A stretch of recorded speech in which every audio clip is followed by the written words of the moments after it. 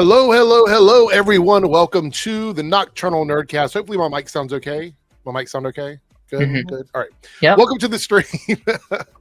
There's been issues today. We'll talk about that in a moment. There's always issues, but today there was more issues. Anyway, welcome to the Nocturnal Nerdcast. Pop culture in the dark for some people. Apparently someone was telling me that that's not an accurate name because sometimes they watch it in the daytime or they're watching in another country and it's not dark yet. So maybe I'll have to change the name, the tagline to something else.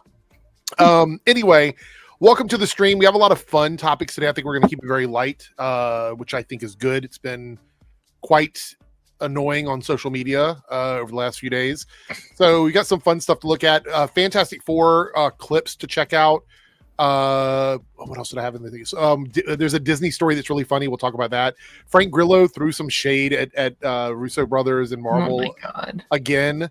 And we're going to talk about Peacemaker. Those are the main topics tonight. And then we've got a fun list to do at the end. So essentially a chill stream. I think it's going to be a fun stream. Hopefully no drama. We have a lot of people in the chat hanging out. So good to see everybody.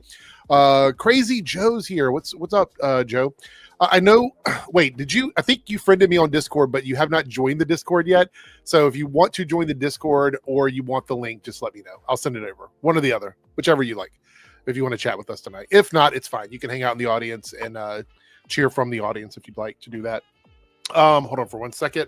Look over here. So yeah, last night was awful.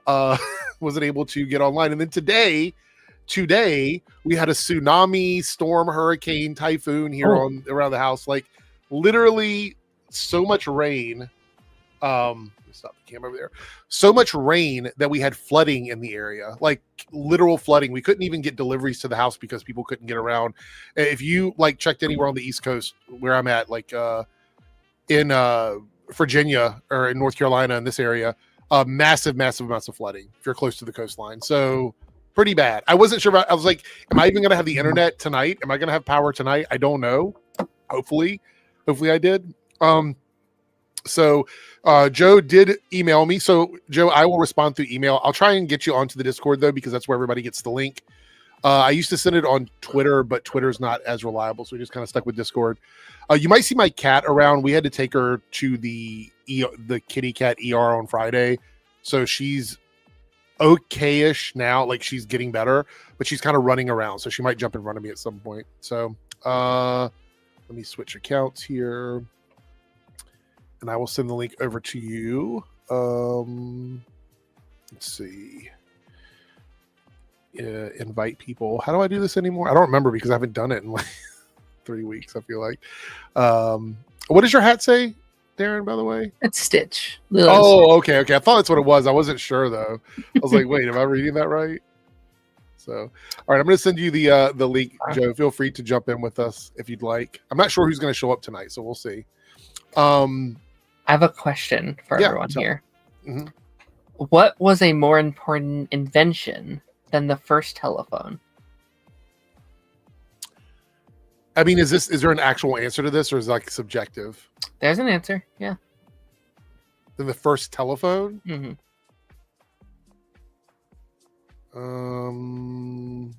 Electricity? Fire? The second one. Oh my God. Jesus. Dad joke. I should have known. Anyway, in the house tonight, of course, we have Darren, we have 3Dub. Thank you both for being here. I went live earlier again just to gauge where everybody's at in the chat because a lot of people said they appreciated it slightly earlier. So what I might do is I might compromise and start doing 11 instead of like 11:30, doing it at 11 instead of 10:30, but we'll see. We'll see where it runs off to, because I know not a lot of people have the ability to jump on right away. By the way, I will be dropping the link soon, but I have some official I'm Bored merch. So the shop will be opening. I'm getting rid of Teespring, which is the one I've had for years, but it's a really, really bad company. People emailed me where they've ordered merchandise from my Teespring store and it never gets to them. And I contact Teespring and they never write me back. So I went through and I ordered some proofs from Teespring to see if I would get them as well. And they never came. So it's on their Reddit, like if you go in their Reddit and you like try to talk to someone there, they'll be like, oh no, we're on top of things, we're taking care of stuff, whatever, and then nothing ever happens. And some people are like, yeah, I got my t-shirts, and other people are like, no, I didn't get anything. So essentially I'm moving over to another company. Let's see. I might drop the link tonight. Let's see. Let's see here. I'll log in. See if there's an easy way to send a link on here. But it's, I think, I want to say that it is the company that was created by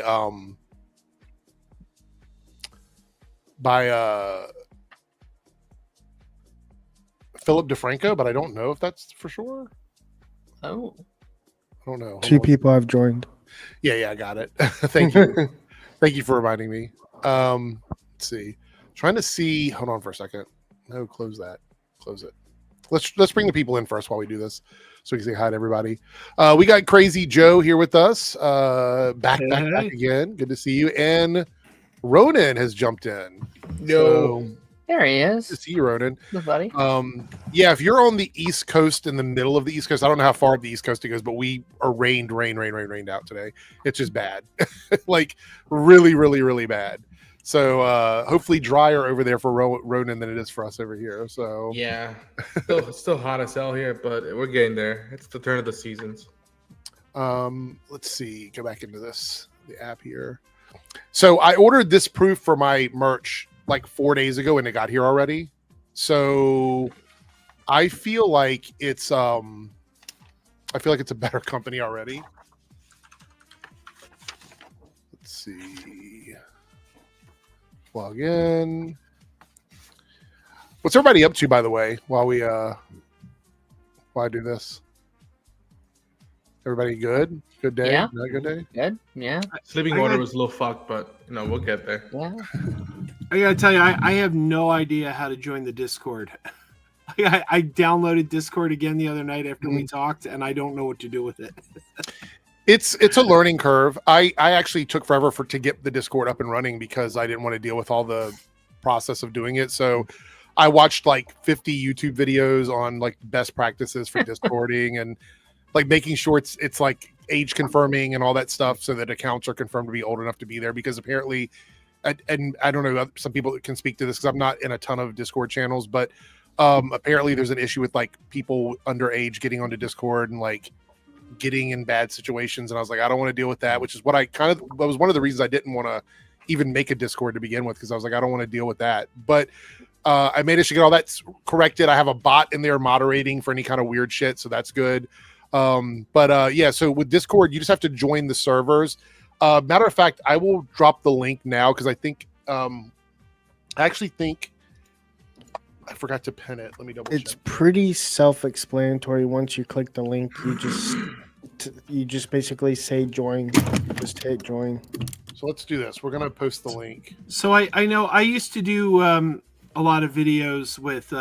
They don't really do videos anymore, but I used to do videos with a channel called Poindexter Lounge. Mm-hmm. Yeah, and we know him. The Enosh who ran that channel, he had a Discord, and he would say like, "Oh yeah, when you go into the Discord, there's several rooms, and Cyborg from DC Comics is the bot moderator," and I just couldn't get away from Cyborg. Like, I couldn't figure out how to get to the other rooms. And I'm like, I eventually gave up. I was just like, I don't know what I'm doing. And I left. So I haven't tried it again since then. So, but I'll try today. Yeah, you give it a shot. If you have any trouble, we can try and talk you through it here. 3Dub's been in a lot of Discord, so I'm sure he knows a ton about it.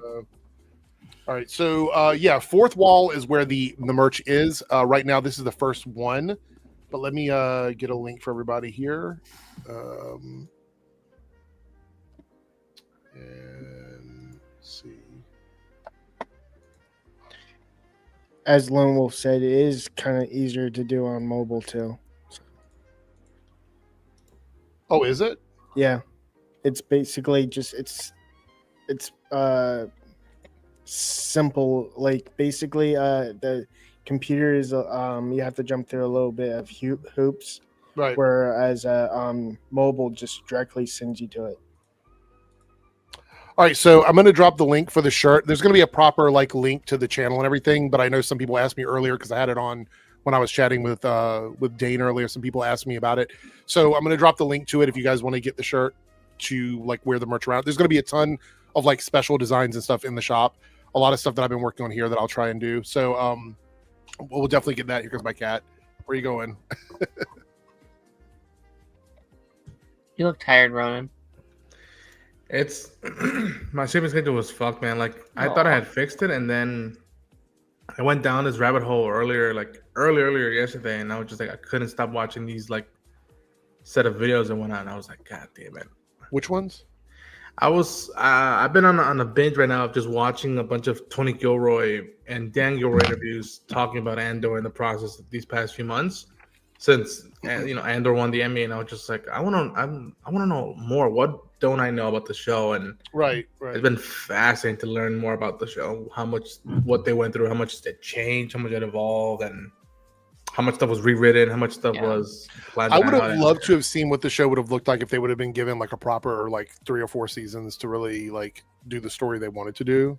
The initial plan was that season 2, since it spans 4 years, that we would have gone at least 4 more seasons of television. And here and then, like, yeah, that's rad, and I'd be down for it. I would commit. But then they spoke about like, listen, we're old. Diego knows he's old. Right. He'd be 10 years deep into this, and like he's not gonna look the same if he keeps going down this route. And and Tony said like he has a prequel. He said he was panicking during season 1. He was just like, how the fuck am I gonna do this? Yeah.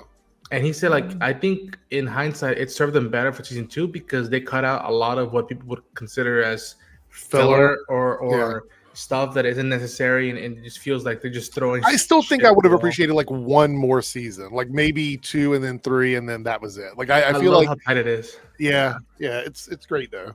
Yeah. I'm like the only Star Wars fan I think on the planet who just doesn't like Andor. No, my partner doesn't like it either. It's so here. It was one of those things where like the first few episodes didn't rope them in, and so once that was established, that was it. There was no. I bailed in season 1. Yeah. I was like, I can't do this. I bailed halfway through, and then people kept telling me how great it was, and I forced myself to. I've seen every episode. I forced myself, and out of every episode, I enjoyed 2 of them. Yeah. And I want to like it so badly, like because I keep hearing people praise it, and for me personally, like I know some people like to be contrarians and be like, if somebody likes something, be like, well, I didn't like that.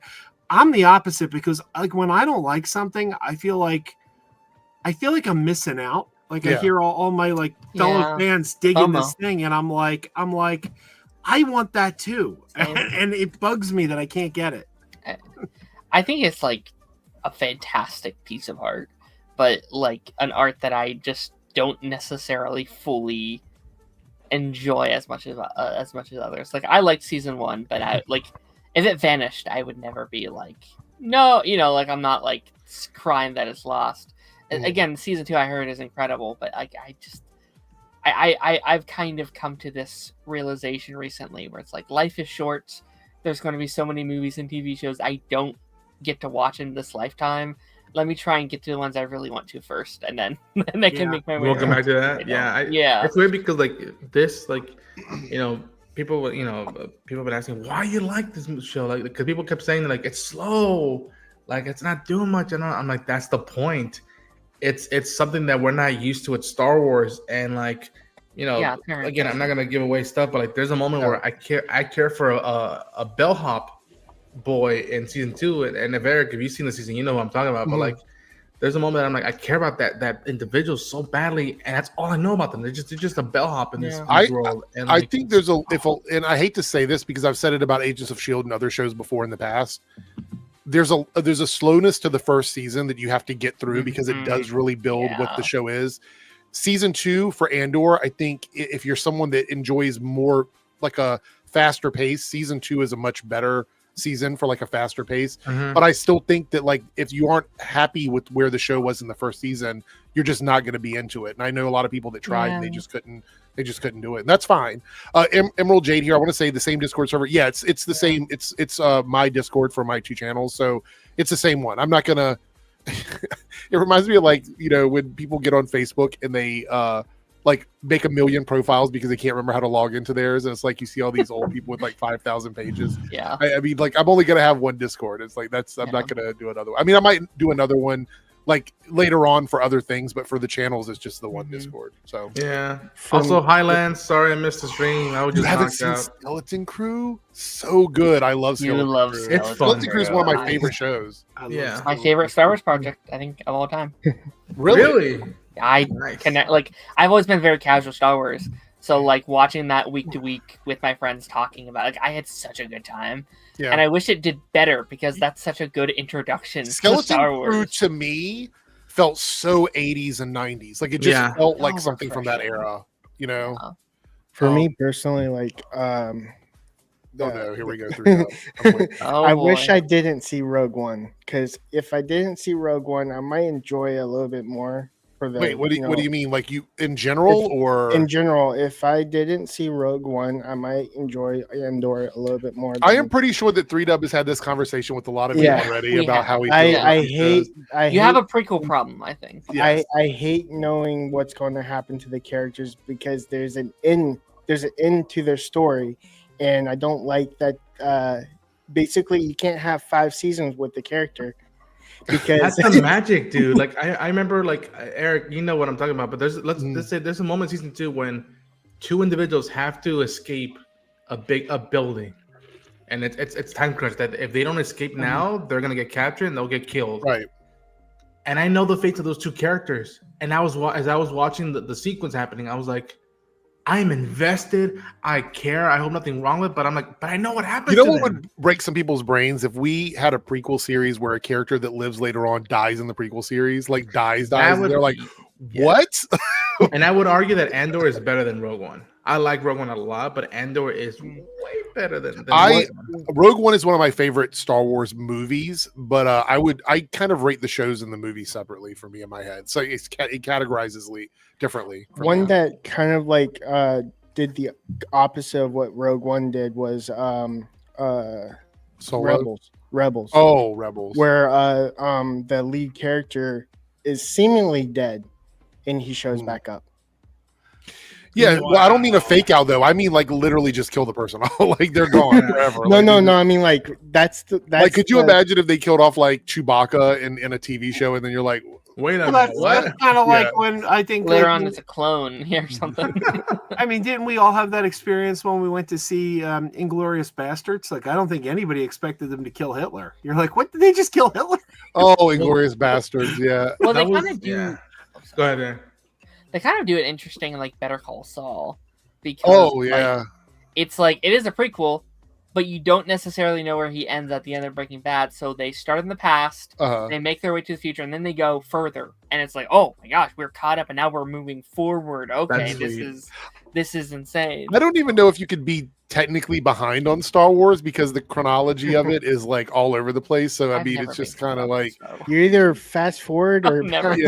That I just know how you'd be. Clone Wars does that, Darren. Like when you get to the last episodes of Clone Wars, like there's a moment that like, oh, we're caught up with a certain movie, but then we're going, we're past the movie. What the hell? What does this mean? and so speaking of movies and TV shows, apparently Penguin won some awards on Sunday. I was going to bring that up. So I think remind me of some of them. I know that Kristen Milioti won. Won. Was there anybody else that won anything? Or was I think Mick got music. Colin didn't win anything, though. Colin is the big one, and I was going to bring this up actually, like when you're talking about Andor, because there is this is honestly one of the worst like reactions I've seen out of a loss, like at an award show in a while. Like obviously there's always some like fandom wars where it's like I wish it was this thing, but just the like temper tantrums I'm seeing online, especially some from like Severance of all shows, is so strange. Like you have people being like, you just don't understand. This show is too smart for you. When it won 9 Emmys, it did extremely well. But since it wasn't a sweep, people are like, the audacity. And that's so funny to me because I think the one people are complaining about is like Adam Scott in Severance. He didn't win for best lead actor, which I understand. Adam Scott did an incredible job, but I'm more upset about like Colin Farrell because I think Colin, like as good as Adam Scott is. Crazy thing is that I read here that she's not going to come back in Batman Part 2. And that was announced the day of the awards. I don't. Yeah. Okay, so help me out here because I know, Ronan, you are a big fan of like this universe, this Bat universe or whatever. Yeah. I feel like this is a problem, right? I mean, she's massively popular in this movie. If she were going to be in this movie after winning a massive award, I feel like that would be, they would like run the movie on that. Like that would be something like Emmy Award winner, you know, and like those kinds of things. I feel like this is a problem a little bit. Well, I have a theory. Maybe not. From what I heard, and what is what Matt Reeves was being just hashed about for the whole time in the carpet, was just like that most of the script had been worked out by the time the show was coming out. Right. And maybe they didn't know how popular she was going to be and all that stuff. But then you look at it and like, yeah, I'm bummed out she's not going to be in the movie. But I'm glad, without spoilers, I'm glad she's not dead at the end of Penguin. And I'm glad that like the way it ends and the last thing we see of her is that, ooh, there's potential where she can do more with somebody else in this universe. And you know, and they've hinted at this. There's another character that might not be in the movie. And it's like, well, what if secretly, and Darren knows where I'm going with this, secretly they're doing another movie or another TV show. And it's like, what happens when two forces collide and maybe decide to team up together, and they're just like the mayhem that would come about all that stuff. Darren, please elaborate on I've had the same thought, the same you know, tinfoil hat theory where it's like, okay, she's not in Batman Part 2, neither is the rumored Zoe Kravitz in Batman Part 2. They're, from my memory, sisters in this continuity. The end of the Penguin teases them meeting up. What if we're getting a Catwoman movie instead? Or like a Catwoman series, or right. You know, special. And like, out of all the characters in this universe, like, I could see it. Like, I could definitely see these two characters holding their own project. Because if not, it doesn't really make sense to me not to include at least Catwoman. Like, she's arguably the co-lead of the Batman Part 1. So it's like, Joe, we I don't think we talked about it since you joined us last time, but did you watch Penguin, or were you a fan of the Batman movie? Thoughts on that? The Batman's like Andor for me. I've tried 3 times. I did not like the movie. I like the casting. I like the music. Michael Giacchino's score is amazing. I found the film to be very, very boring. I didn't like that basically they turned the Riddler into Hush. I'm like, that's not the Riddler, that's Hush. But I don't know. It didn't work for me. But as a result, I didn't want to watch the Penguin, and I had no interest in the Penguin. Right. And then Warner Brothers sent me the complete series on Blu-ray to review, and I'm like, well, I guess I got to watch this, and I loved it.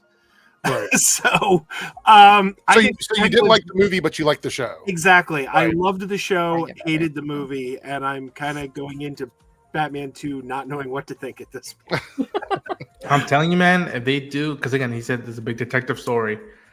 It is literally cute show that's simple because 4 years. That'd be nice. Batman, TV show people asked for the last 4 years. Yeah, I will. It is right there on the walls, literally and figuratively. I'm like, there is no better vibe and scenario to do the Court of Owls story than what Matt Reeves was doing with his detective stuff. Like the notion that like, okay, you know, you try and inspire people through fear, but you see how the repercussions of that. It's like, no, I have to be more than that. I have to do it another way. And you see how people, you know, again, to me, the most recent beautiful thing I've seen in fiction was him being a firefighter dressed as a bat, leading people outside, you know, through a flood. And the notion that like, okay, you're trying to find out who you are as a vigilante, but then you're like, wait, what city am I fighting for? And, you know, again, all I need to hear someone saying, they're watching, the owls are watching. And like, that is a Zodiac on crack. That is just perfect for Reeves' vibe and tone. It'd be interesting to finally see them done. Like, I'm not going to say right, but like on a larger scale, because we did like Gotham, and we did Gotham Knights the game and Gotham Knights the show, and like I like a lot of those, but it is also just like on a global scale, on a big scale, and what you could do like in the cinema. I think that could be. I don't think it is. I don't think they're going that direction, but like it could be really, really cool.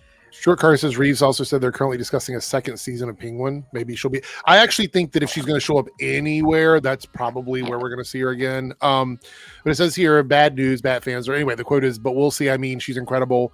So clearly, very, very happy with her performance, and as they should be. I mean, she was one of the best parts of the show, in my opinion. Yeah, probably stole the show, in my opinion. I love what Colin did. I love, but then. It's what was that episode? I had the hang woman or whatever. The episode where it's focused on her. I was just like, fuck.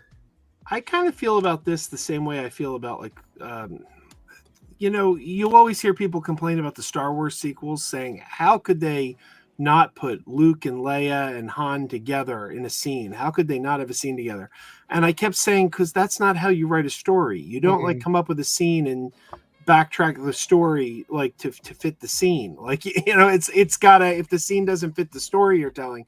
So if the story they're telling doesn't involve her character, then she shouldn't be there. Like, I mean, is she a great character? Yes. But if the story Matt Reeves has in mind doesn't involve her, she shouldn't be shoehorned into it. I'm just surprised the studio didn't sort of mandate it, is what I was saying. Like the fact that that she's done so well. I'm surprised they didn't come in and say she has to be in the movie because we want to put her on the posters and stuff like that. I think really in this situation, Matt Reeves has full control about like what he wants to do. I feel like that's the vibe that's happening here. So what we know about Batman 2 so far is the filming starts in April 2026. Bruce Wayne is finding it very hard to be Batman. You don't say. Takes Batman in a direction never done before in this way. I have no idea what that means. Any thoughts on that one? Like, I mean, you can't use Joker that easily because as much as I love him, that horse has been played up and down with carnivals. Yeah, like I'm looking at it now and I'm like, again, the only thing I think of, sure, Court of Owls was adapted in Gotham and in video games, but dare I say, and I say this with love to Scott Snyder and Greg Capullo, who created the storyline. I'm like, it's not that well known. Like, only if you hear it through the grapevines, they're like, oh, there's this thing about like the Court of Owls and like how you play that mentally of like a bat and an owl, a vigilante and a underground city. It makes me think of Owlman when they bring that up every time. I'm like, Owlman, yeah. Like I mean. The fact how much they've gone to length to protect the script and like keeping a hush hush, no pun intended. I'm really, really hoping that like these statements deliver on that. Yeah, I really hope. And this day and age where social media is going off the wazoo, it's like I hope it delivers on that. It says here another murder. Oh, sorry, go ahead, Darren. No, I was just gonna say like that statement is the same thing they said over on like the final season of Superman Lois. Like that was something that they were teasing us then, and that like was much easier to theorize about because it was the end of a series. It was the final season. Oh yeah. Oh, you could do anything, and they did. They did the identity thing. They had him lose his powers. They had him die. Like they did all these various things with him that he had never done before. This is Project 2, so I have no idea where we're going with this. Like, you can't have it be like he reveals himself as Batman because it's like, well, that wouldn't make no sense. I do have one question when we get to the end of this thing here that I'm going to ask everybody before we move on. 3Dub, what were you going to say? I was going to say I kind of have an iconic answer for Batman 2 as the main villain, Two-Face, which is kind of ironic because Batman 2. Yeah, I don't know if Two-Face could carry a whole movie though. That's my only. Well, he kind of did. He had to team up though. Well, that's what I mean is I don't know if him by himself is enough to like. He's a good short story villain. I don't know if he could be a long form villain. I don't know. I thought the same thing with Penguin, but then we also had Batman Returns. So but the Penguin hasn't. Well, I guess he has. Yeah. So it's another murder mystery digging deeper into corruption. I mean, that's kind of the deal with this Batman is he's like a street brawler detective character. So that doesn't really surprise me. A Penguin appears in 5 to 6 scenes in the movie. That's a lot of scenes for Penguin to appear in. Yeah, that's like 20 minutes. Yeah. Sophia Falcone will not appear and Matt Reeves and Robert Pattinson believe it will top the first film. So, which for Joe, that's not very hard because he didn't like the first film. So, at least mention her. That's all I need. Yeah. Just mention me like how's Sophia doing, and it's just like that's all I need. Hey I Jay, What's up? I didn't like the first film either. You know what? One of the that is canon. And I own it over there on 4K. So what's my excuse? You know what one of my greatest online regrets is? I interviewed Matt Reeves once. It was he Let Me In. His remake of Let the Right One In, Let Me In. Phenomenal movie, by the way. Was coming out on Blu-ray, and I managed to get an interview with him. And it was during a snowstorm here in Pennsylvania. And midway through our interview, and he was really giving me some good stuff. We lost all power, and the entire recording was wiped out. Oh man. See, when you were leading into that story, I thought you were saying it was your regret that you interviewed Matt Reeves. I was like, damn, okay. No, he was great. He was. There's somebody I'll never get on an interview ever again. Yeah. Well, you have the memory of it burned up here, so. Yeah. So my question was going to be, let me click on this, Darren. My question was going to be, do you think we're going to get a third movie? And I hate to say that because I know the second one isn't even out yet, but a lot of people are saying this is probably it, that he's not going to do a third film because of how long it took for this one to come out. Is there any concerns? This is obviously a huge speculatory question. Is there any concern on them putting out a third? All I can say is I hope that there's a third one. I'm not like holding my breath on it, but I would hope. I guess it depends who you ask, right? Because if you ask someone who says they're going to merge, right, you'd be like, well, of course they're going to get a third. If they stay solo, it could go either direction. I honestly don't see the reason you let Matt Reeves continue to cook if you're not going to just let him do his whole vision. You know what I mean? Like, why go through all the trouble into doing part 2? And I know not everything is about a whole universe, right? Like, you can't just do this and it be done and that be the story. You can do that, obviously. But he has obviously plans for at least a trilogy and multiple other TV shows and all these things. And it's like, why even let him do 2 if you're not going to let him do the whole thing, in my mind? So I think yes, especially if 2 is financially received well. If it makes a lot of money, they're going to be like, well, yeah, give us another one. So well, I mean, they tried to give us another one with Joker, and that didn't work.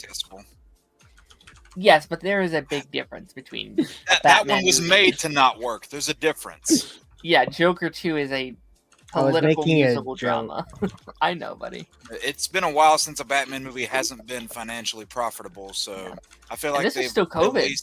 At least learned their lessons in that regard. Yeah.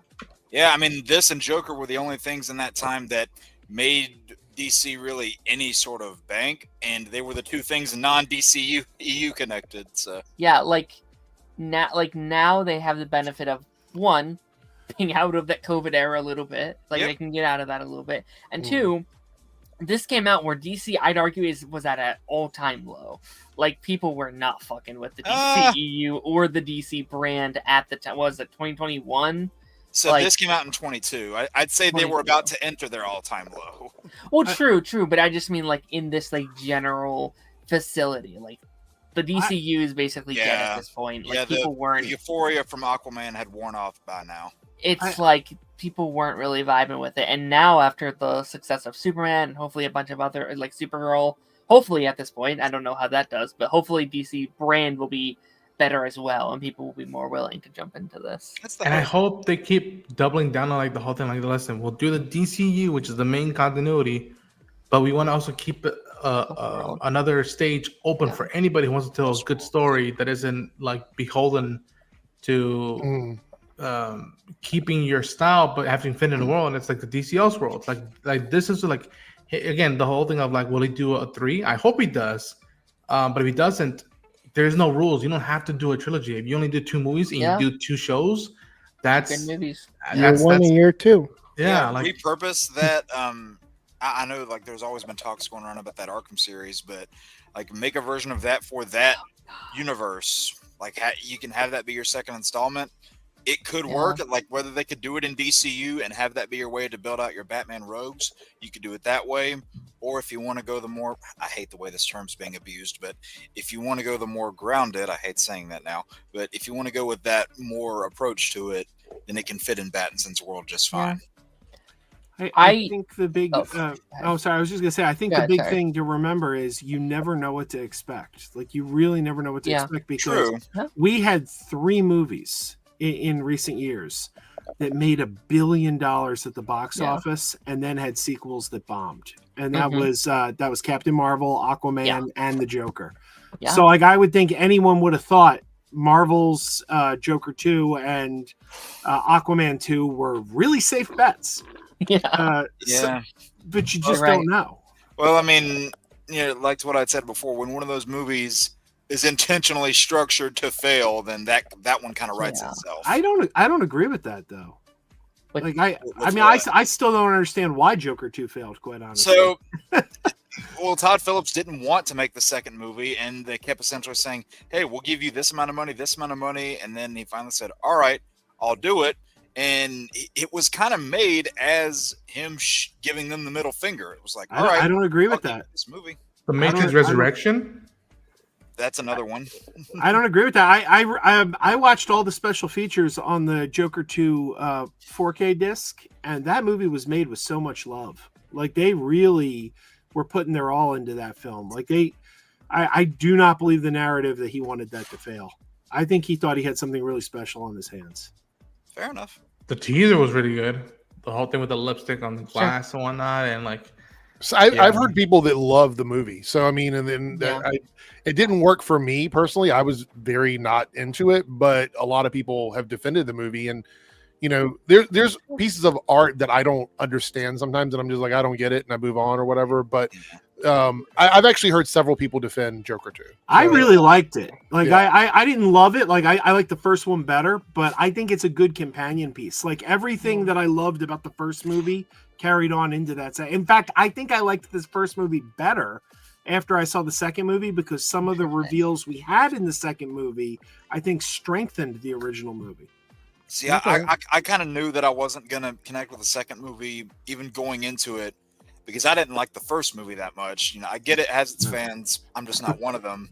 So looking at the second movie, I kind of just looked at it and said, okay, this is a thing you're being made, but also there were a lot of reasons why, that played into the not so much why it ended up bombing as hard as it did, but in such heavy contrast to the first movie, because that first movie came out when the genre was arguably at an all-time high, because you had $3 billion Marvel films that year. So, like the genre was at an all-time high. It came out in a lightning in a bottle time period, but also it was so polarizing when it came out. You had people loving it, people hating it, and people went to see it just so they could join in the conversation. And then regardless of what one side or the other they took, they still went and monetarily supported it. And I think part of what hurt the second movie financially is when you take, the budget. The budget was part of what hurt it, but when you mix two genres, you have courtroom drama and musical. Courtroom dramas aren't exactly known for being high earners. The highest earning one is A Few Good Men, which was in the 600 millions range, which is nowhere near the first Joker's billion. But also musicals, which, granted, there are people that love musicals, as we've seen. There are a number of musicals that have made in the billions. But there's also a number of audience members that are turned off by that. And when you combine those two genres, that's never been done before. I also don't think they were honest about the musical element. I think they should have leaned in harder to that. And what was funny is whenever it got announced that Lady Gaga was coming on to play Lee, as they called her in the movie, people were saying, oh man, is she going to get a big chunk of the budget for this? Is that why it's so high? She really didn't get a lot of that budget. No. And they don't, no offense, Joe, please, don't let anything I'm about to say affect your opinion on it. I don't think it's a good musical either. I don't I agree with that, actually. I think the weakest part is the musical numbers should have been bigger. They should have been grander. If you're going to make a musical, dude, go all out. Yeah. Make it a musical. Joker's wild. No, 100%. And even then, there's only three music numbers in the movie, right? And I heard, as someone who hasn't seen the movie, which you know what? You haven't seen it? I haven't seen again. Wow, that's actually surprising to me, to be honest. I don't blame him at all. It's weird because I dug the first one, but I remember again it has to do with like what was happening with like watch if someone dressed up as a clown and goes there. That I was like I don't want to roll the dice twice, but like this talk makes me want to consider watching it. But I kept hearing that like some of the cool shots and moments from the trailers. They're not in the movie. They're not in the movie. Yeah, it's another one where the trailer. Yeah, that happens a lot, unfortunately. And the transitions from the scenes to the musical in the movie were felt really rough. I'm it was like this music video elements. As someone who enjoys musical, I'm like, this pulls me out. Really. I want to apologize. I feel I derailed the whole stream and got us. Oh no, it's okay. That happens a lot.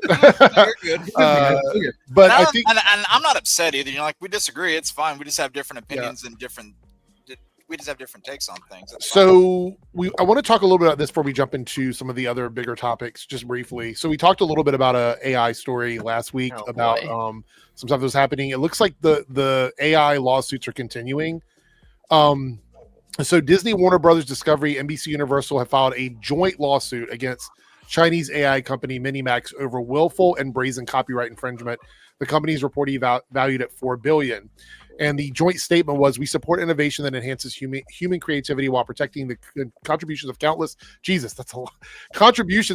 creators in the entire creative industry. The studio said in a statement, a response approach to AI innovation is critical, and today's lawsuit against Minimax again demonstrates our shared commitment to holding accountable those who violate copyright laws wherever they may be based. So a couple things here. I don't know what they're going to be able to do, like in terms of the company that's based in China. Like, I don't know what they're going to do. They might be able to prevent people outside of China from using the services, but I don't know what they're going to be able to do in China with this in terms of that. But there's a little bit of weirdness for me, considering that all of these companies like Warner Brothers and Disney or whatever, they're also using AI, and they're using unethical forms of AI too in some of their stuff without giving people proper permissions or being honest with people viewing it. And I know, Joe, we talked about this before because we talked about the Sphere thing last week or whatever, but let me just read for you what they're saying here, because there is a little bit more. So the suit centers around Minimax's service Hailu AI, which is generating downloadable images and up to 5-minute videos of copyrighted characters such as Darth Vader, Minions, Wonder Woman, etc., without authorization. It's alleged that Minimax uses characters in its marketing and branding, which is another big problem, promoting itself as Hollywood studio in your pocket, make your own movies and TV shows with these characters that can be like generated directly from the studios. Now, I agreed with you that I think the Sphere experience is something that you can't really replicate anywhere else. And so that's a unique situation. I think for me personally, and I want everybody else to sort of talk about this if you have an opinion as well, like taking someone else's copyrighted material and then selling your product with that copyrighted material in it without actual permission. I think this is where we get into that situation where I have an issue with it, not only ethically because of the art portion of it, but legally there's an issue here as well, right? I mean, I feel like this one's a bit more, this one makes more sense to me than the Wizard of Oz thing, right? I agree with that. Anybody else have any thoughts on it? Like, at all? I'm just curious because this is going to be something we're going to see a lot of, I think, over the next few years. When you're talking about Wizard of Oz, do you mean when they used AI to kind of make it so that it fits the Sphere? Yeah, but we were saying that like the ethical aspects of that, we can argue about like the environmental impacts, but ultimately you can't, that's not somebody making it at their house and selling it on YouTube, because you can't really view it anywhere but that one place, and the studio has control over it, so that's a different situation. Whereas this is another company that's making it so you can make it on your phone and your tablets and stuff like that. That's the difference. It's a funky thing with AI just because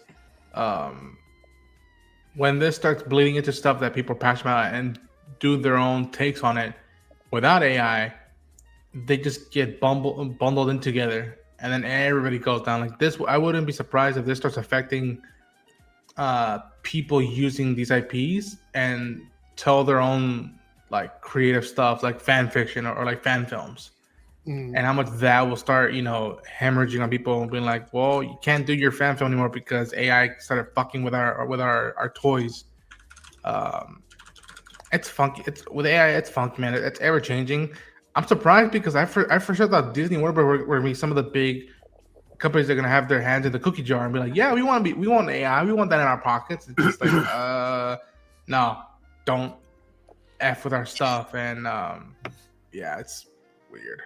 It's even more funny with that in hindsight after you look at the fact that a number of people on the Marvel side, when it came out that they had been using AI for those scripts, and then you see Disney taking the turnaround approach of like, oh, like we don't want this. So it's just kind of funny how that table turned. Yeah, that's what I was thinking is like the irony of it. I mean, the only difference is that Disney owns their property, so they're doing it themselves. But still, the point is that like they're not doing it for an ethical reason, which is why I don't necessarily know how I feel about it in general. The only real upside is that it might start requiring companies to do ethical ways of like getting AI to work, but that's still tough because we're talking about a company based in China. See, I don't even know if I would use that term of ethical reason. Like you can have, like ethics behind your decision, or you cannot have ethics behind your decision. But something like this, I don't think you go into it with any sort of ethical intent. Well, what I'm saying is if you are making a movie and an actor signs off on you using their voice after production and saying, hey, you can AI my voice to fill in dialogue gaps or something like that, to me, that's an ethical way of using it because you're getting consent before you're using the person's voice. So that's what I mean when I say ethical. Right. As like a method that's ethics, yeah, but people, at least not that I can think of, are going into it like with the companies are not. Absolutely, 100%. You're right about that. That's what I'm getting at. It's all about the money. Yeah, I'm just saying that, like, for me, the only real compromise I'm willing to make is that at least the people, for example, on YouTube now, I noticed this when I logged in today to do the streams, you can now turn off AI generation of your videos. Like when I'm doing a live stream, it used to automatically generate like, this is what this video is about as soon as somebody would log in. Now you can turn that off. So that's good because I don't want to necessarily contribute to that. I think that's something that you should be able to choose. You should consent to that when it comes to AI.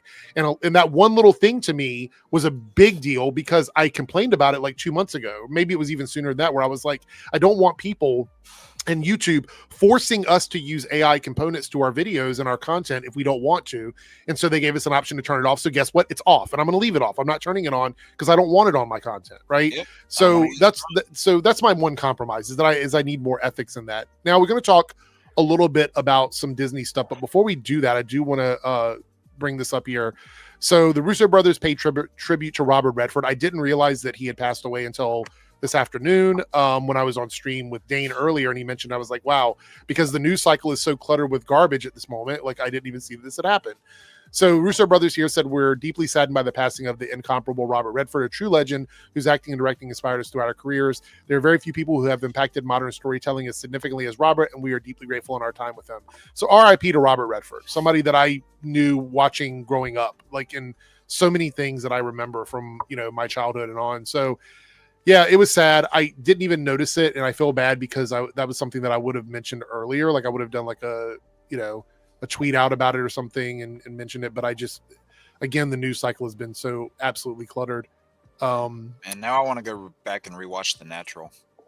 Oh, I saw clips flying around about it. Yeah, I want to go watch. I love that movie to bits. I want to watch All the President's Men or 3 Days After Condor. Like, and I can tell people because I was sad. I literally saw when it hit the waves, and I'm like, God damn it! I just tell people, go watch these movies. Yes, Winter Soldier's cool. Yes, Endgame is cool, but like, go watch the movies. Like, especially like, you look at those. For me, they still hold up. Like the first classic movie I remember seeing as a kid, and again, I don't know how the hell I was into it. Was The Sting? Yeah, it was literally on AMC, and I was like, I don't know what this is, but that guy looks cool. All right, I'm gonna just follow this movie. And I'm like, and then when I got to Ocean's 11, I'm like, it's like The Sting. Okay, cool. I mean, The Sting is a great movie. So yeah. So before we get into the next topic, I do want to point out what our goal is for tonight. We have no super chats right now, so it's not looking great. But we'll see if we get there. Super chats of any level count tonight. It's all tiers. But here are what we have in the poll. These are some really good choices. I feel like these are really strong. So if you guys ever wanted to donate to reach the goal, tonight is a good night to do it. So we got top 5, and here's the categories. Top 5 women in comics. So covers any comic book franchise, any company, anything. Just top 5 women in comics. top 5 best deaths in movies. So, yeah, that'll be a fun one. Top 5 worst film sequels of all time. Okay. Joker, too kidding. Oh no! Oh, kidding. boy. Top 5 worst on-screen relationships. So TV shows and movies, like the worst chemistry you've ever seen. So Darren, we thought the same thing. We might need top 10 for that one. I don't know. So those are the top 5 ones. So if you guys want to see us do any of those and you want to contribute, tonight would be a good night to do that because I feel like those are really good options. All right. Did you guys hear that Disney was robbed? Oh boy. Did you hear about this? It's the Riddler. Gosh. This was a picture from the security cam of the robbery. They took the mouse's cheese. When I saw this story, I was like, wait, we have to talk about this because it's crazy, right? So a Disney Springs restaurant was robbed by a scuba man. He swam up to the restaurant after it closed, spray painted the security cameras, stole up to $20,000 while staff were counting cash for deposit, dove back in the water, and escaped before the police arrived. This sounds like a bad comic book plot. If you are Disney, please do not lie. This is a scene from like for Disneyland. This is a scene from like Despicable Me. Can you imagine you're counting your money and some person jumps out of the water, flippers and all, and they're like, "I'll take all that cash. Just put it in the wet bag here, or whatever." It's like what is it? The scuba bandit. That has a good ring to it. This is not my best take, and if I get taken to court over this, I don't mean any of it. But sometimes a crime is so cool they deserve to get away with it. Just let them have the $20,000. I was like, you know what? If you can do this and pull it off, hell yeah, man! You deserve that $20,000. If I had time and space, I would again make an animated sequence of this out of the details and just put in like Ocean's 11 or 13 score and just play it out. Just like this guy. This guy looks like Doomcock's cousin, Aquacut. I just was like, you're right. He does actually. He kind of looks like a Talon, actually. My question is, why are you like covering the cameras up when you're already dressed up like a supervillain? I just don't get it. Like, I would never know who this person is. Like, this. I think that's theatrics. I think it's all for theatrics. Hey, theatricality and deception. Also, okay, so it immediately. I also want to point out, and anybody in Florida, 3Dub, you know this, or I don't know who else has been to Florida. You don't swim in the water at Florida like this. Nope. No.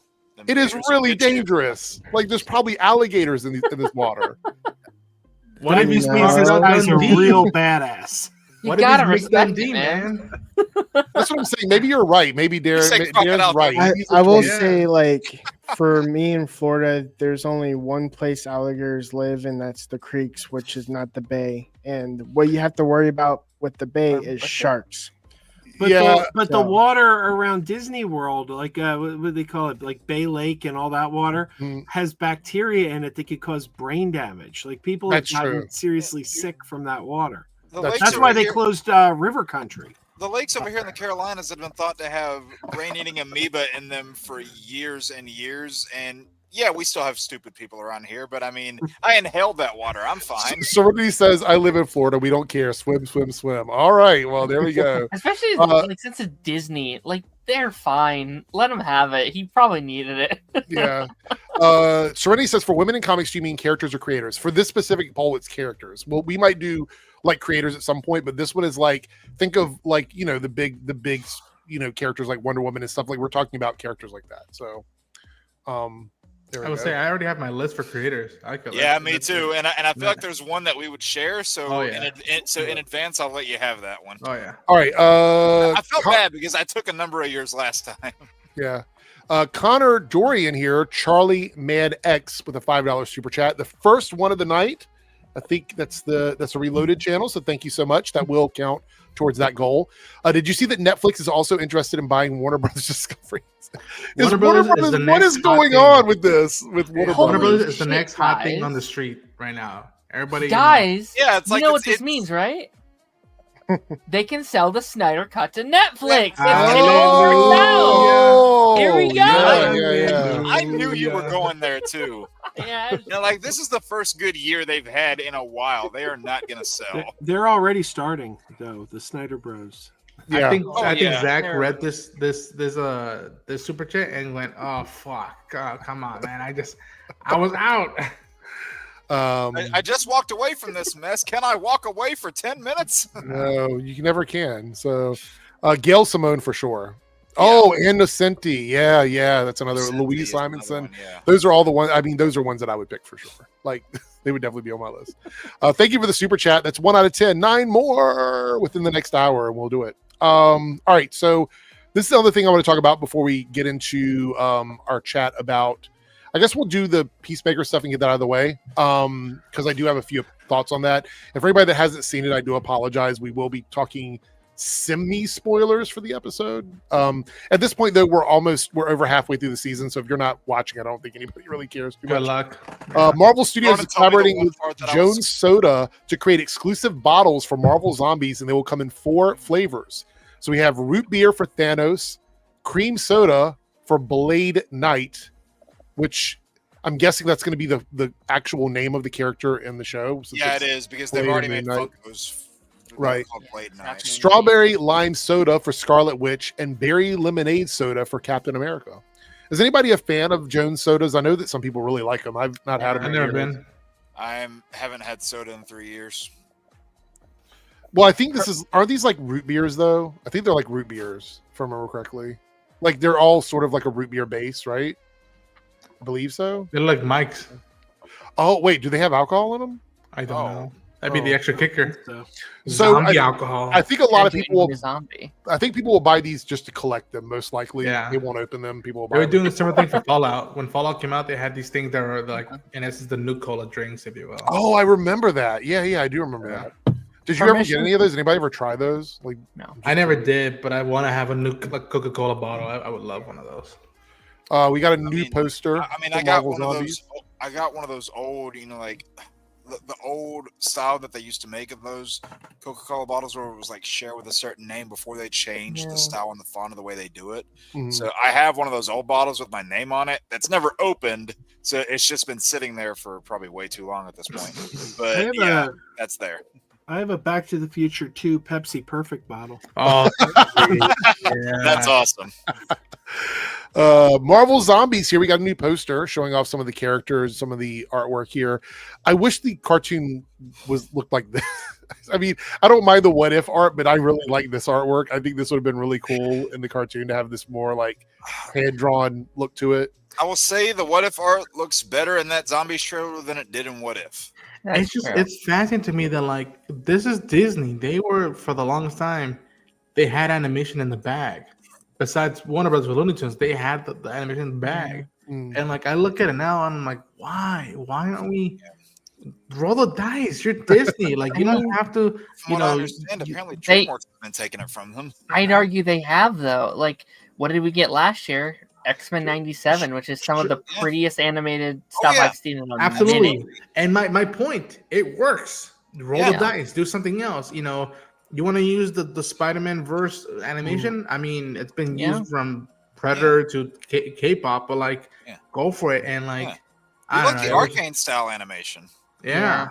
That was also that would fit zombies. No, you're right. It does 100%. Lone Wolf of the $2 super chat sent you something on Twitter. I found it interesting. Okay, we'll talk about it after Peacemaker then.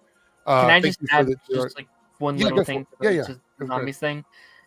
I'm gonna sound very salty here, and then that's okay. But I want to get it out now. Freaking move on. There's already 10 times more promotion in Marvel Zombies than there was in Ironheart and Eyes of Wakanda combined. Some of the collabs, poster artwork coming out, like Funkos, and there was a lot of accusing of those shows. Like, well, why those shows? And like in particular, I was like, no, that's not the reason. This is just a budget thing. And now it's like, people try to spin that narrative because it's an easy target. It is, but also they're not proving them wrong either. You know what I mean? Like when you have Daredevil that they heavily put, it's like, come on, guys. Like, by the way, you had the money. You could have just done this for all of the shows you had this year. Tonight isn't it top 10 worst? What was it again? DC. That's what I thought. DC adaptions / characters. Okay. Yeah. All right, that's going to be less. It's a top 10, so we're going to set aside 35 minutes of that. So we're not going to do as many bonus topics. What do you say, Jake? And I don't know if you want to do round robin if we're all doing 10 Well, that's the thing is, I was thinking tonight, like we could do it as a double shot, right? We could do 5 tonight, 5 on Thursday. Oh, like do half and half because it doesn't really matter, right? So that's what I was thinking. So we'll do 5 tonight, and then we'll do the other 5 on Thursday. All right. So wait, hold on. Where was that? Oh, Peacemaker. So I know that there's some people not watching it. Is everybody that is watching Peacemaker caught up on Peacemaker? Everyone that's watching it. So me, Ronan, Darren, Joe, are you watching it or no? Oh yeah, I'm loving it. Okay. Ronan showed me the only part of the show that I care about, which is the stuff with Ted on it. Yeah. And that's what I said. I said if anything else pops up regarding that, like don't show it to me. Save it for like a reaction or something. So I don't like what you just did right there. I don't like the face you just made. Okay. So I had do I have it over here on my screen? I thought I had it somewhere. Yeah, here it is. All right, so oh my goodness, I got notes. I should have worn my X-Men hat tonight. We could have been 20. Anybody in the chat who's not watching Peacemaker, there are going to be some spoilers here, but if you haven't watched the beginning of the season yet, none of this is going to make any sense to you because you haven't seen anything. So a lot of it's going to be like, what? Also, Darren, chat. Reed, we will be done in about 15, maybe 20 minutes. We're not going to spend a lot of time on this. Wait, I said I love that Stitch hat. Oh, thank you. Look, Anthony says the Peacemaker episode was terrible. That's why I titled the stream the way I did, because I know a lot of people said that it's really bad. I want to sort of get into like that more so than what's in the episode, because we can very quickly go over what happens in the episode that's important, because there's a lot of stuff that's just there. It's not super important in terms of like exciting moments in the episode. So I will be very careful not to raise my hands at inappropriate moments. So I'll start out with like the big stuff. Let's talk about the big stuff, right? So we have the origins of the quantum unfolding chamber. Yeah. So we have a flashback 35 years into the past, shows Augie on a hunting trip with his sons Keith and Chris. They discover an alien creature in a forest. By the way, do we know what that creature was? Do they ever said what it is? No, but I remember my friend who was watching it, Sam, said that like it sounded like Weasel. That's what I thought. In some regards, it does sound like Weasel, but and we don't know the full backstory on Weasel. So is Weasel from like the world with these aliens or something? Are they like is it like a hybrid of the alien and I see what Weasel. If an alien had sex with a like a wolf or something, and now the weasel is the child of the liger? Does that still count as bestiality? I don't know. Honestly, it sounded like Weasel, but it looked like it had a beak. Yeah, I was wondering Dominators. Hey, I was wondering if it was like one of Tomari's species. I just thought of something funny. It's like you said beak, and I'm not watching it. I just thought of this. He said it had a beak, but it sounded like Weasel. What if you mixed Weasel and Eagly? What if we get Weasley? Wait, that's taken.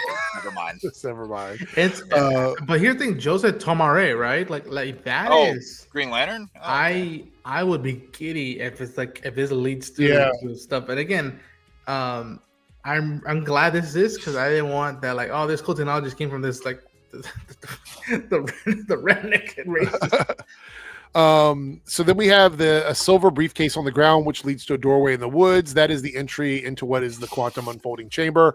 So this means Augie did not invent it. He found it and obtained it from alien technology. Thoughts on this? Anybody? A little bit of a metaphor, I think, of someone who's very old school mind thinking, but like most stuff in society, you take something from an alien, you make it your own, to use your own. That's exactly what everybody's been saying online, is that it's a metaphor for like America, colonialism and all that stuff. So and again, you could not read into it. You could just be like, that's effed up. You just killed a creature that was like begging you not to kill. Which again, even that is like, again, it's Gunn has shown that he doesn't have a problem doing that. I mean, look at Creature Commandos. It's revealed that Chris, not just his father, has unique control over the doorway. Augie is shown to be less of a tech genius than previously thought. In particular, Chris apparently is the only person on Earth who can operate or move the door with the briefcase and correct input sequence. So yeah, that's pretty interesting. In Argus, we have the agents trying to raid Chris's house. Economos is conflicted. He stalls, helps Chris and Eagly escape, and aids in setting up the new portal in Chris's grandfather's old cabin. Harcourt is on a precarious position. She's in a precarious position because Rick Flag Sr. confronts her about her past and the blacklisting. Demands she brings in Chris. There's tension about and betrayal there with her character. And I want to point out, I think that Rick Flag Sr. is lying to her. I think he's the one that blacklisted her. I don't think it was. I think he's the one that did it. That would be specifically to manipulate her. That's what I think. That would be really scummy of him if doing that. But here's the weird thing: in that conversation, I love that whole notion of like she knew exactly why he was there in some regards. Yeah. And I love that she made a point like, listen, yes, he killed her son, but he was ordered by Waller, which I'm like, that is true. But then I love his counter, which is also very true, which is like, oh yeah, like me and Pocolistan and you and Junior and Corto Maltese, we all disobeyed orders up until a point when she went too far. Mm-hmm. I was like, no, that's not enough excuse. Like he could have, disobeyed orders and whatnot. But yeah, if Senior does that, that is scummy, dude. Well, I mean, also, wouldn't he have the power to rescind any sort of like blacklisting? I mean, he's the head of Argus now. I think that's why I mean, I don't think he has the full power, but I think he has enough leverage to be like, no, this person brought someone of interest who, fucking killed my son. But he's messing around with quantum mechanics stuff that we don't want that to fuck with the Earth, right? So like, she helped out, get her back in the ball game, right? Yeah. We also had, we're going to skip over my notes for Red St. Wild for a moment. So the portal door in Chris's home is rendered useless by being relocated after the door is set up elsewhere. The old one just leads to the closet. So Chris and company are moving the QUC to evade capture. Harcourt's decision to contact Chris is risky, and because Economos had his phone so that it can be tracked, Harcourt's invitation is dangerous for Chris. And then we get the gag post-credit scenes. We're not going to talk much about that. That's kind of like the big points of the episode, except for this stuff with Red St. Wild and Economos with the whole like eagle tracking stuff and everything. So near the end, Red does some kind of ritual by a campfire. The bruise on his forehead becomes an eagle symbol. He has an out-of-body vision. He seems to see Eagly flying back to where Chris and Adrian and Abadeo are hiding. There he learns their location. This gives, I guess he gets powers from this tied to indigenous Native American symbolism via the primal eagle. This Red St. Wild, is that Michael Rooker's character? Yes. Yeah.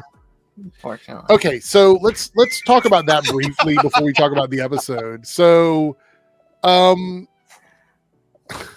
so here's the thing.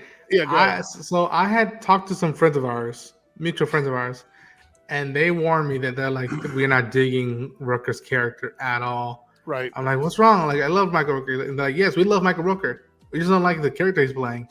And I'm, what do you mean? What's happening? He's like, it feels, dare I say, I felt insulting and be like, yo, that's racist as fuck.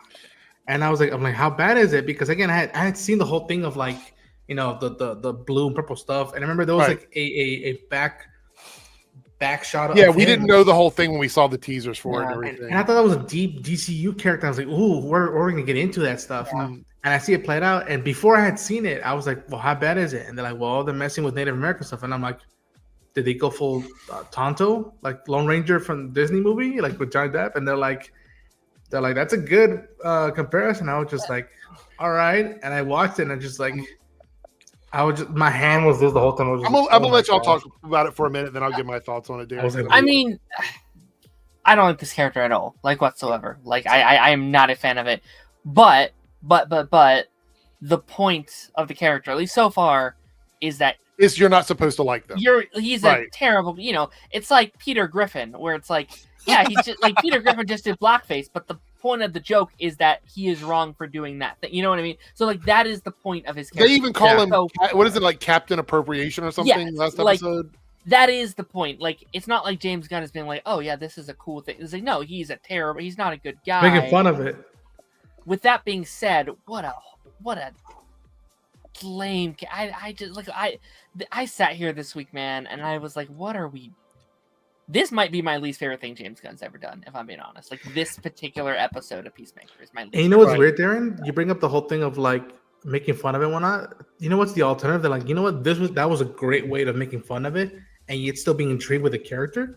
Is in season 1, Adrian is in prison, and he goes on a tirade. He goes full on George Carlin, be like, okay, what you tiki, tiki sticks holding motherfuckers want to do about it, and like he goes on like about ZZ Top and culturization, and I was just like, Adrian with the MVP, and this the whole time I was just like, you hit this little China man. It's like he's Vietnamese. He just told you he's from Vietnam. Like, and it's just like And again, I love Michael Rooker. I have something I want to reference here, but I also want to get Joe's thoughts because you're also watching it.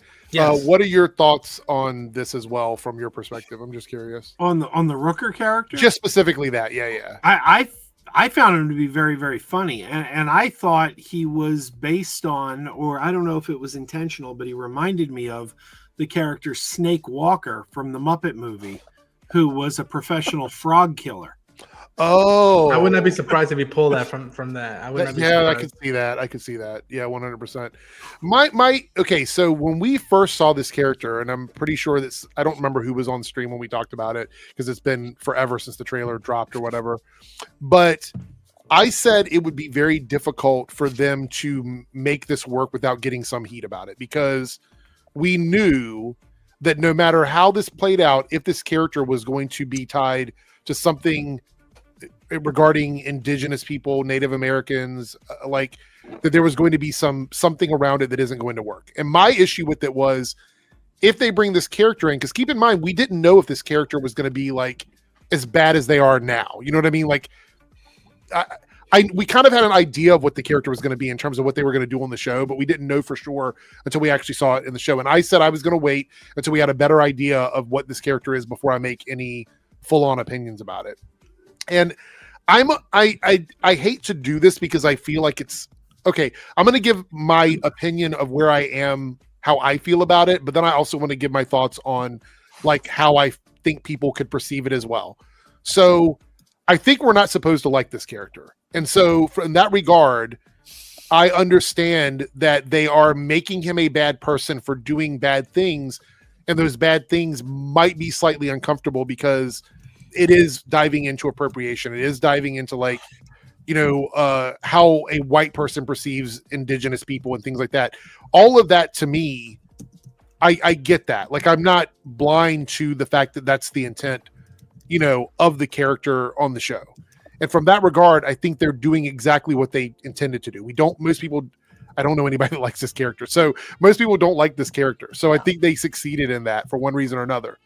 My only issue is we have so few Native American superheroes and so few opportunities to use characters like that in something like the show that when we were watching it, I turned to my partner and I said, I wish that we had an actual Native American character to offset a little bit of this, like someone who's there to be in on the gag to the point where they can, I don't know what word I'm looking for here, like offset the appropriation by giving us something that's real opposed to like something that's fake. And I don't think we're going to get that on the show. I don't think that's what they're going for, right? At least not now. Now, we never know. The end of the season may be like Red St. Wild gets like completely destroyed by a group of people who are Native American that like fuck this guy and they go after him and like beat him up or something. We don't know.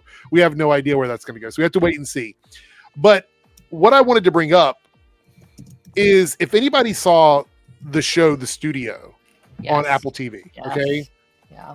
There was an episode about Kool-Aid Man, and it spiraled into woke beyond wokeness to the point where it was ridiculous, right? Where, like, is it so inappropriate? I don't know. Joe, did you ever watch The Studio? I love it. Okay. So in that episode, I think Ronan, you've seen it too, right? Studio. I'm going to start it, but I heard about this. I've been hearing about this. I'm not going to spoil the ending of the episode, but let me just tell you what the episode is. So they have a Kool-Aid Man movie, and they get upset. I don't want to spoil who gets cast. I want you to see it yourself. But they end up casting a black man as the voice of Kool-Aid Man, but everyone else in the show or the movie at that point is not black. And so they're like, is this racist because we've cast a black person in this one role, but none of the other characters are, right? So they're like, well, we have to make the wife black, right? So the next thing is they have to cast like a black woman to play the wife. And then it's like, well, the kids have to be black. And then like, oh, wait, is it too racist if we make them all black? So now we have to cast them as all white people and fire the black people. And like, no, now we have to have more black people and another whole family that's white. Like it just spirals into this like, writers. Black. Right. The writing team had to be all black, and then they had to be all white again. It's like, at a certain point, what I loved about that show was they were pointing out like how ridiculous it is to overthink things sometimes. Right. So I don't know if this is one of those times where it's like, are we thinking too hard about this, or is it working as intended? That really is the question. Yeah. I'll say this. When I saw it, did I flip and go, fuck this show, James? I'm done. I didn't do that. No. But I did go, oh damn, for a second, and like I was laughing, but I was just like, because I'm like, wow, we're leaning into this, and the fact that he got like almost stripped naked and started doing the dance and I was just like, I laugh out of the ridiculous, being like, well, I wouldn't do that, but like, hey, it's not my money, and it just again like you were saying about like, well, there's only so few characters that are Native Americans and whatnot, and I think I told to Darren that like, there are some storylines that I wish. Again, I'm not trying to throw the performers underneath the bus. It's just like, for my money, this season thus far, Adrian has been the one that's been the least developed character. I agree. And like, with this time would have fit better if we gone Adrian to do more other than be like, trivia. Is there another variant of mine? And like, come on, man, I want to hang out with you and kill people and like be in orgies. It just like would have been more fitting to have given more time to be developed and not leave him behind, at the back of the family bus, if you will. And so it's just it's weird again. And I now that you say, I can't wait to watch that episode. It's a great episode. The studio is a great show. It is so good. So Darren, finish what you're saying there, but I want to get everybody's overall thoughts on the episode as a whole, because I have my opinions, but I'll wait till everybody else is gone. Yeah, I think this episode for me personally, like, really showed the cracks in the show. Like, I've really enjoyed the season for the most part, outside of some things that we've talked about. And this episode was full-fledged all the things I really disliked about this season, and not really had all the stuff I liked. Like, this is an episode I kind of felt like they were stalling a little bit. Like, I thought this season had a really good pacing, a really good build-up, and this episode really does feel like it kind of like halts in its tracks a little bit to do these kind of little bits and these little things, and I think his character is a big part of that, and I think it falls into that like Tim Meadows situation I've dealt with earlier in the season, where they're not characters, they're bits, right? They're not real characters, they're bits for characters to just do. And if this character had real substance or real personality outside of this bit, I could be like, okay, all right. But instead it's like, oh, it's the guy who eats shit. It's the shit eating guy that hunts down. I can't get into it. It really, I forgot he does that.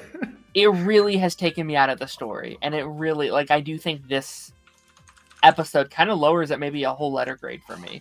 And hopefully these next couple can redeem it. Hopefully they can, and I think they can.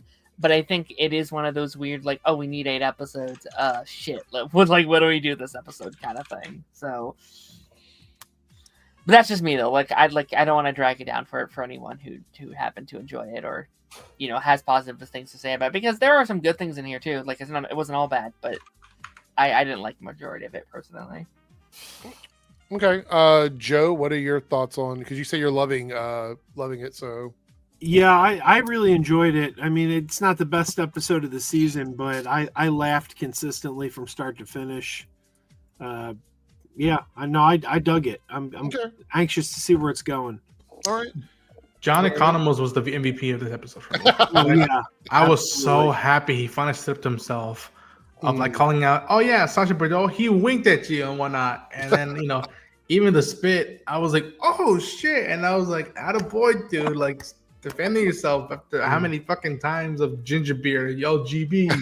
You know, and it's just like, Jesus Christ, man.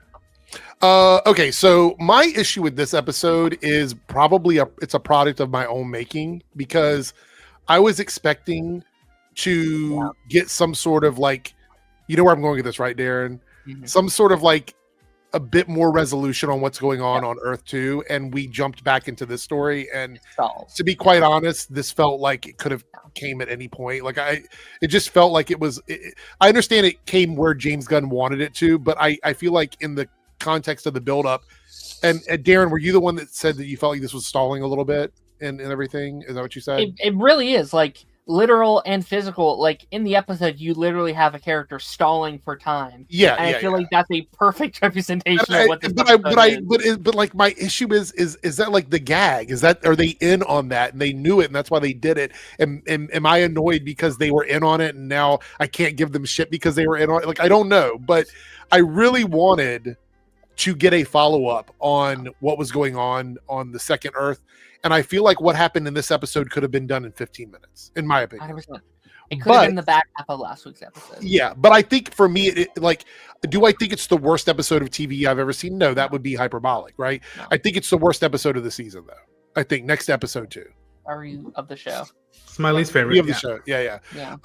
But also, I can do without the bird blindness again. Like, can we stop with the bird blindness? I don't know. I'm loving that. Like, I'm actually driving my wife crazy because, like, I'm just doing it around the house. Yeah. It doesn't help that I live in Philadelphia. Every time I see like the Philadelphia Eagles, I'm like, oh, are those ducks? Yeah. It works better out of universe, I think, in universe. It does, actually. I think that's like true. I don't like. I thought it was pretty funny in the show, but they got old quick. But I'm loving all the TikToks I'm seeing where it's like, hey, yo, it's a penguin, and it's just, you know, it's a pigeon or whatever. the last thing that hit for me with that bit is when they're walking out and John meets up with Judah Muster for the first time since season 1. And Tim Meadows' character, he's like, because he's making fun of my disability. Is it funny? Yeah. Very. But you almost got titties killed, and it's like, that's the only time it ever got me after the whole, like, man, that's the man with the Pokemon. He's collected all the motherfucking Pokemons, and it's just like, oh, man. It has to be leading somewhere. I also got to say, I know this isn't a popular opinion, but I think Tim Meadows is one of the best Saturday Night Live cast members. I would agree with that. Hilarious. I would agree with that. Big part of my childhood. I've loved him in almost everything I've ever seen him in. So he is brilliant. Shout out to him in Brooklyn Nine-Nine, because he is hilarious over there. Yeah. He's so good. Wait, man, I like Tim Meadows too. You tell me I got to watch this now? I'm kidding. He's actually really good in it. I would say he's one of the. He's in a new show. Season, so. I think this year he's really? In that like driving show. The driving school show. Yeah. He was in one episode of The Mandalorian. I was like, hey, Tim. Yeah, he was. That's right. Before we get into the super chat, we got over 100 people watching between the two channels. If you guys would be so kind to make sure you're subbed to my channel and everybody else here, as well as leaving a like or a comment in the chat, it would be much appreciated. Definitely helps the channel grow. Thank you so much. Now, we do have a super chat from Staggervord. That means we are 3 out of 10 with about how much time is left on it? 30 minutes left to get set. I don't think we're going to get it tonight, guys, but we'll see. Super chats of any tier count. So 99 cent and up all count, depending on where you are in the world. Anyway, Staggervord here with the 99 super chat. Ever since the news about Paramount potentially buying Warner Brothers, so many Snyder Bro Chud channels are bragging about how the deal could revive the Snyderverse.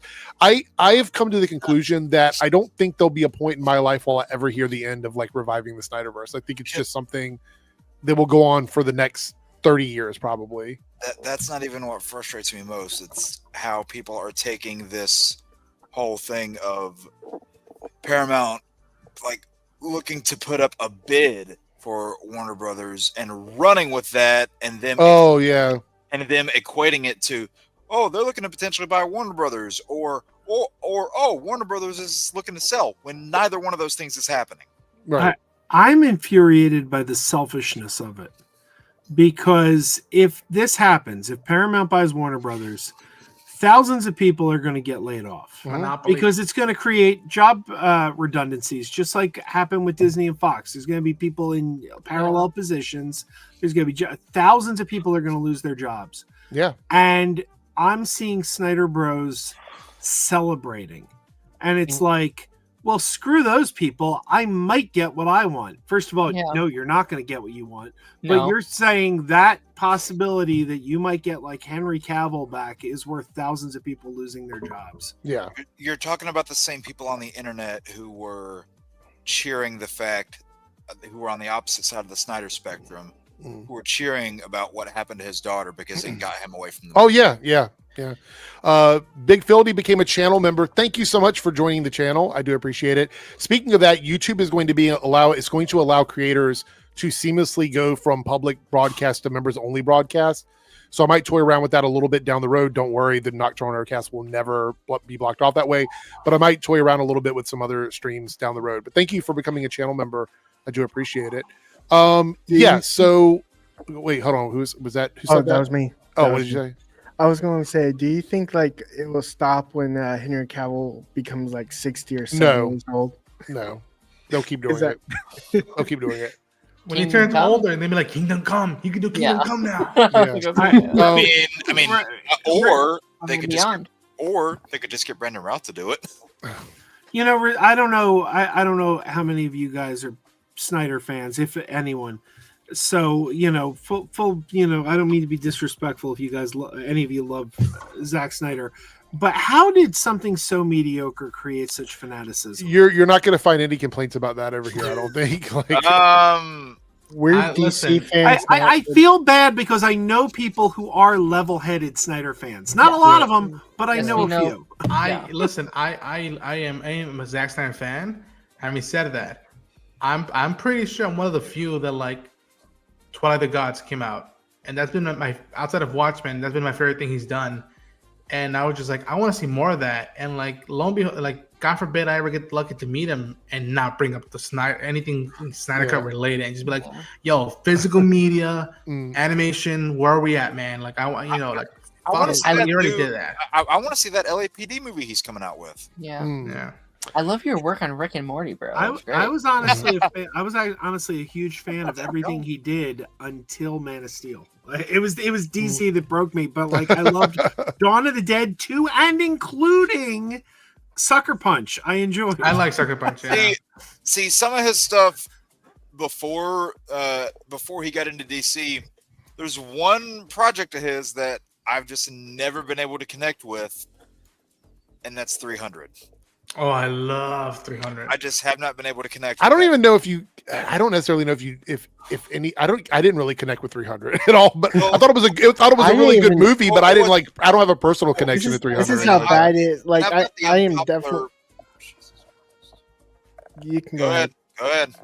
I'm not a huge fan of Zack Snyder. I didn't even know he directed 300, and I like 300. What were you saying, Jake? So I'm kind of on the unpopular side of Snyder's, to where, you know, a lot of people that are diehard fans of his DC stuff, you know, like I think Man of Steel is fine. It has issues, but I think it's fine. But I think his DC stuff, he got better every movie. I know his most helpful movie is his last DC movie. That was his most hopeful one. I was like, that's ironic. Yeah, and I mean, granted, I am glad about the fact that, God damn it, Darren. I am glad with the fact that, you know, he got to do that movie. Like, you could really tell that was a passion project. And, you know, even then, they still held him a little bit in check. They said, hey, here's $70 million to go finish your movie. But they still didn't let him do everything that he wanted to. Yeah. I'll die on this hill. I will die on this hill. I think the Whedon cut is far superior to the Snyder cut. In fact, when I saw the Snyder cut, I'm like, wow, Snyder cut out all my favorite scenes. You know, my friend Pagey agrees with that. He agrees because he thinks the third act is better than the third act in the Snyder cut. I feel like all my favorite scenes, because he said anything I didn't shoot, I'm cutting out of the movie. Big Fieldy agrees. He says facts. Every scene I loved in Justice League was cut out of the Snyder cut. Like my favorite scene is when Aquaman sits on the lasso of truth and starts getting a little too honest. Oh, yeah. And I think every scene of those Whedon cuts that is a reshoot is just, they took story threads, trimmed them down to make them go by as quick as possible, and inserted quippy, quirky. I think it's funny that a lot of people thought that the introduction to that was done by Zack Snyder. No, a lot of people thought it was. The what do you call it? The Superman scene, the interview with Superman. I think that's the best Superman scene in the entire DCEU. Like that felt to me like the kids interview. Oh, with the phone, yeah. And people like they focus on the mustache. Yeah, the mustache looked like crap, but I'm not talking about the special effects. I'm talking about the context of the scene. Superman taking the time to do an interview with some kids. I love that. That is so Superman. As the character Superman, yes, I like that. But the fact that like it was part of Zack's vision, it just felt very odd that like the guy who made 300 and Watchmen and Man of Steel is gonna have a sweet moment like this, and it's just like that feels again as a fan of the character in the comics and the anime series, and even David Cornswell, yeah, he would have done that. I also love the fan theory that the kid interviewing him was Freddie Freeman from Shazam. So there are a lot of issues. I'm not going to say this is the single biggest one, but they take a lot because they're trying to do a much longer story and smush it down into 2 hours, and you really can't do that because you look at Snyder's movie where it's Bruce just looking for those other metahumans. He's just looking for Aquaman and Barry and Victor. He's just trying to find them.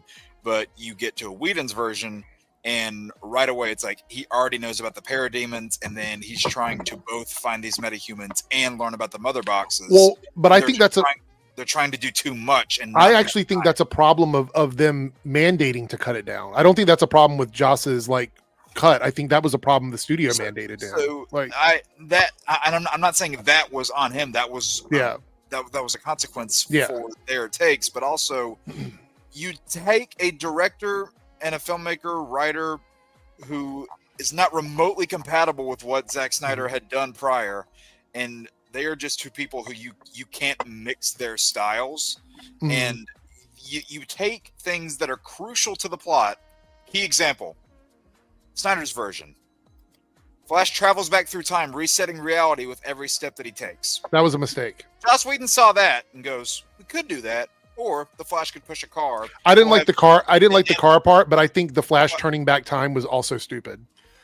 And I feel like Joss really got the characters more than Snyder. Like there's so many little moments that he put in there. Like I love the graveyard scene where Cyborg's like where Flash and Cyborg are talking about how they got their powers, and they go, "We're the mistakes." Like I love that, and I love Flash. I don't know how to do battle, and Batman just help one person. Just help one. I love all those moments. That moment was nice. It just for that again the context of where we're going. It didn't feel execution. I don't say earned. Flash was the butt end of jokes in that movie. Well, let me go ahead, Jake. They made it to where the hero just wasn't able to be a hero. They made him purposefully not heroic more than once. And the only reason why you would do that is if you're trying to give the hero non-heroic moments. It's like, hey, we'll have him try to save Wonder Woman, but then he'll fall on her chest. We'll have him, try to, like, even when you get into the finale of the film, he's the doofus that's screwing up, doesn't really know what he's doing, saves this one family. Then you have Superman goofily flying a building next to him, which in and of itself looks stupid. And I just think it's set up so horribly because you have, the finale is one of the most egregious examples. Is the heroes don't really feel like heroes because they don't feel like they're actual real characters, because you have, whenever Superman comes back, his whole thing whenever he's talking to Batman and then conversation suddenly breaks, he goes, civilians, I have to go rescue them. That felt like a clear studio note of, oh, people complain that Superman didn't save civilians in Man of Steel, so let's throw that into the third act of this movie. And then they go, oh, well, I know you didn't bring me back because you like me. Are you really going to have Batman sit there goofily and go, well, I don't not like you? Well, it's enough dying on the hills of which one is better, because I don't think anybody's going to change anybody's mind about this. No, it's okay. I was going to say that I see the benefits of both versions, but and we're going to move on after this, but I will say the one thing that I feel like we missed out on in the Joss Whedon is the incredible Cyborg story that was in the Snyder cut, because to me that was the best part of the Snyder cut for me.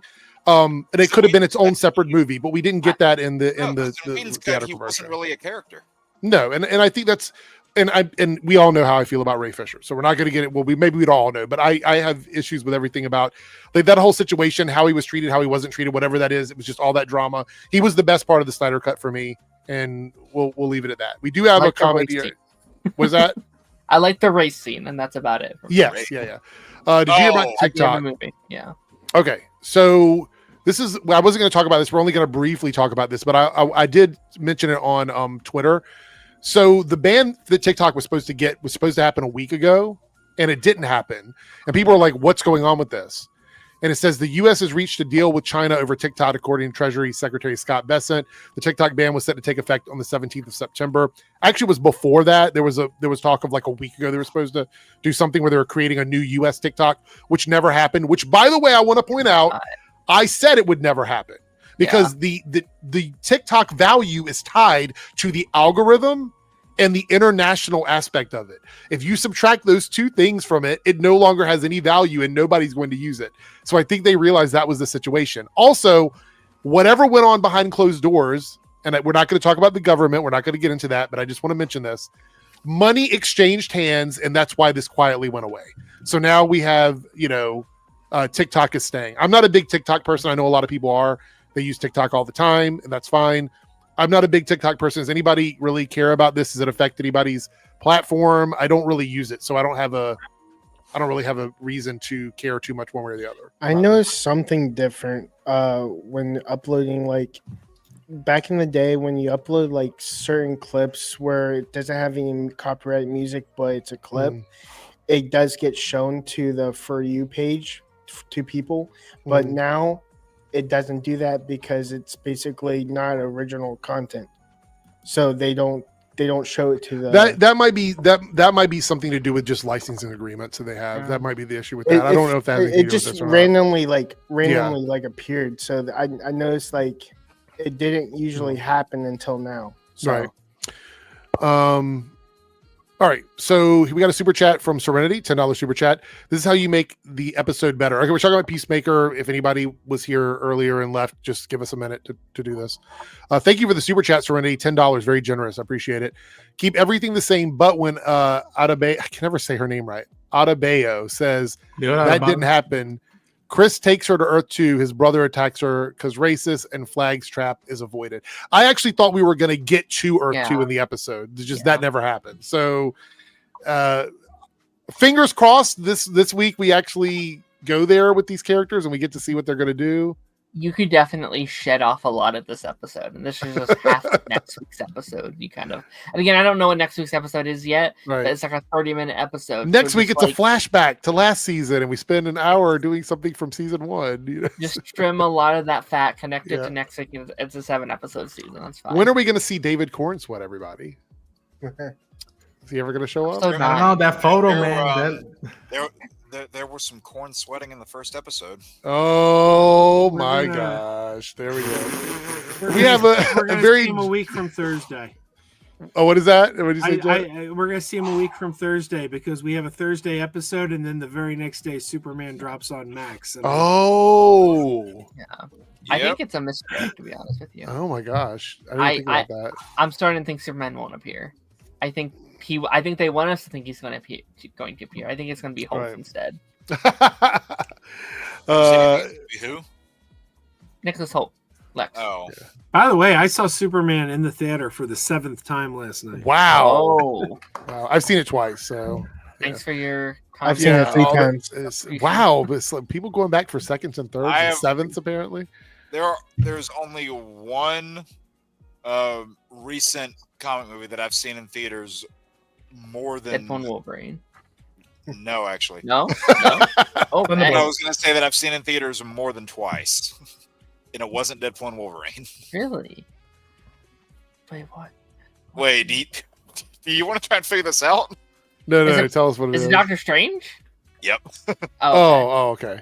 Darren with a dad joke here. $5 super chat. Thank you for donating, Darren. Yesterday, a cloud held a door open for me.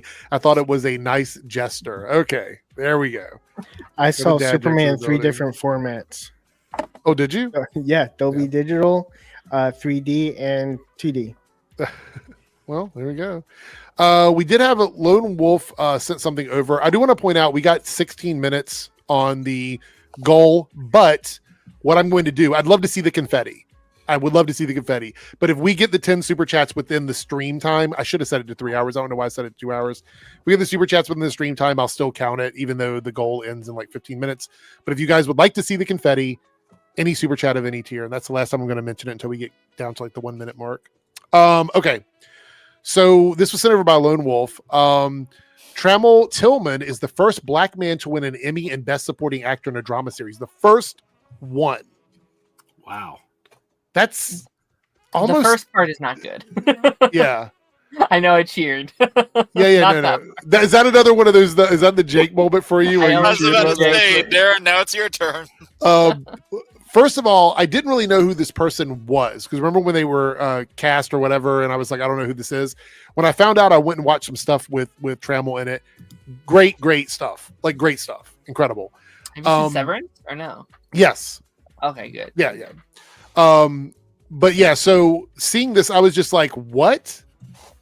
Like the first, like congratulations to him. Incredible. Yeah. But also first black man to win an Emmy in a supporting role. Like, how long have the Emmys been around? Like, I think it's like 70 years. Like, what? I don't know. I was kind of shocked at that when I just read that when Lone Wolf sent that over. I was like, what in the world? The world is a vampire. Yeah. Are weird. Yeah. Sorry, I couldn't help it. All right. So Emmys are weird, just like really, really quickly. Emmys are weird in that way where you do kind of see a lot of the same people usually winning throughout a show's run. Where like if they're really into these one show, you saw this a lot with like Breaking Bad and like Succession, where it's like while the Succession was airing, they were winning almost every year for the majority of their run. So a lot of these years, you almost don't have the opportunity for a lot of these other actors to win and get these roles. But yeah, I'm so glad that they got, because he is incredible in Severance. Like he kills that role. So I'll say this: I know this show would not have probably been anywhere near well regarded enough to be considered for like Emmys conversation, but one black actor that I would have definitely put up for that sort of award. You know who I'm thinking of? John Henry Irons, I assume, right? That was one of them, but I was I was going a little bit further back. Okay. Yeah. Oh, okay. Cool. Go ahead. Go ahead, Jake. I was thinking David Harewood. Oh, really? Oh. Okay. Yeah. That would have not passed my mind at all. The reason I was thinking, and it's honestly because of one exchange. It's one exchange. I think it's in season 4. Whenever he has that intense back and forth with Carl Lumbly, that one scene where they're essentially like that whole scene where it essentially climaxes with him yelling, "I'm the Martian Man." Yeah, and I'm gonna say it felt so gratifying to hear the voice of Martian Manhunter literally look at him and go, "Yes, you are." I was like, "Damn it, that's great." So, by the way, good to see you, Gwendolyn. I know you're watching on playback, but you'll eventually catch up to this. But good to see you in the chat. We haven't seen you forever. All right, so let's talk about Fantastic Four. Here we go.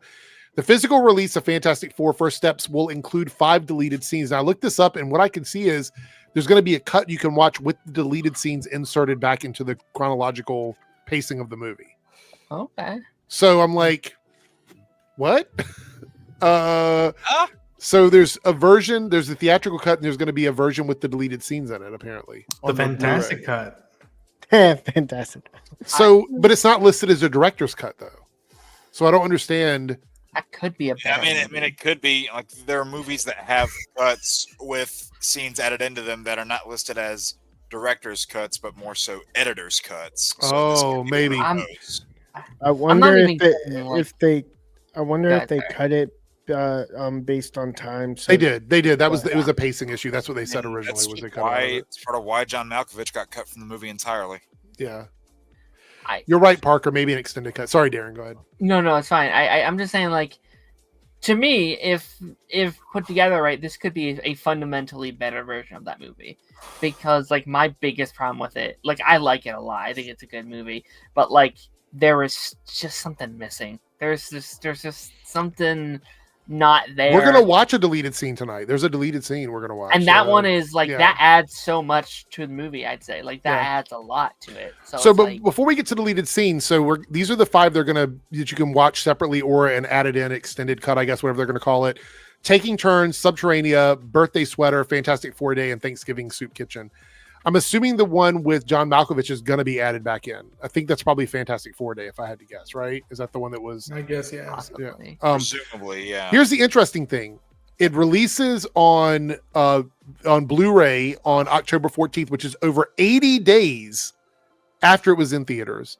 Yeah. It's releasing on VOD on September 23rd, which is 60 days. So Disney is still the only company giving theaters the full theatrical window that they asked for, which is 45 plus days. They're giving them more than 45 days. And the Blu-ray version is almost double what they're asking for in terms of like the amount of time they want in theaters. Go ahead. Sorry. I was going to say, I feel bad for John Malkovich. The man just can't catch a break when it comes to Marvel movies. That's true. He's now been omitted from one twice. So there's a prequel comic, Serenity says. No, I haven't. If it's on Marvel Unlimited, I'll probably read it after we're done, now that you mention it. I didn't know there was one. I'm very curious. This might be the first Blu-ray that I buy as quickly as I can. Like typically I will get these just to have, but I might buy this one right away if it's got all of these scenes in it, because I want to see the movie with all of the scenes that were taken out of it just to see what it looks like. Anyway, let's watch this clip. The clip that we have, I believe, is the one is Subterranea, right? Okay. So here we go. This is the clip. This might get removed from the stream. It's 1 minute and 37 seconds. So if you're watching this on playback and it is missing, you can watch it anywhere online. And we're going to watch the whole clip and then we'll talk about the clip afterwards. Here we go.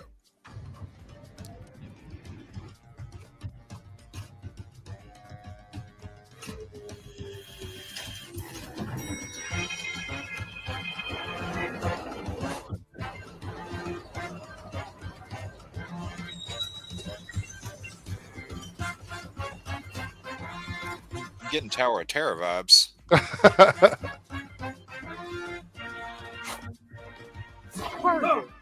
Sue, we agreed you wouldn't do that anymore. Like we agreed you wouldn't revolt every time. Your sewer pipes burst. I have people living in excrement under Staten Island. I dispatched the team to handle that excrement. Oh, what a grand gesture. Thanks for the big favor.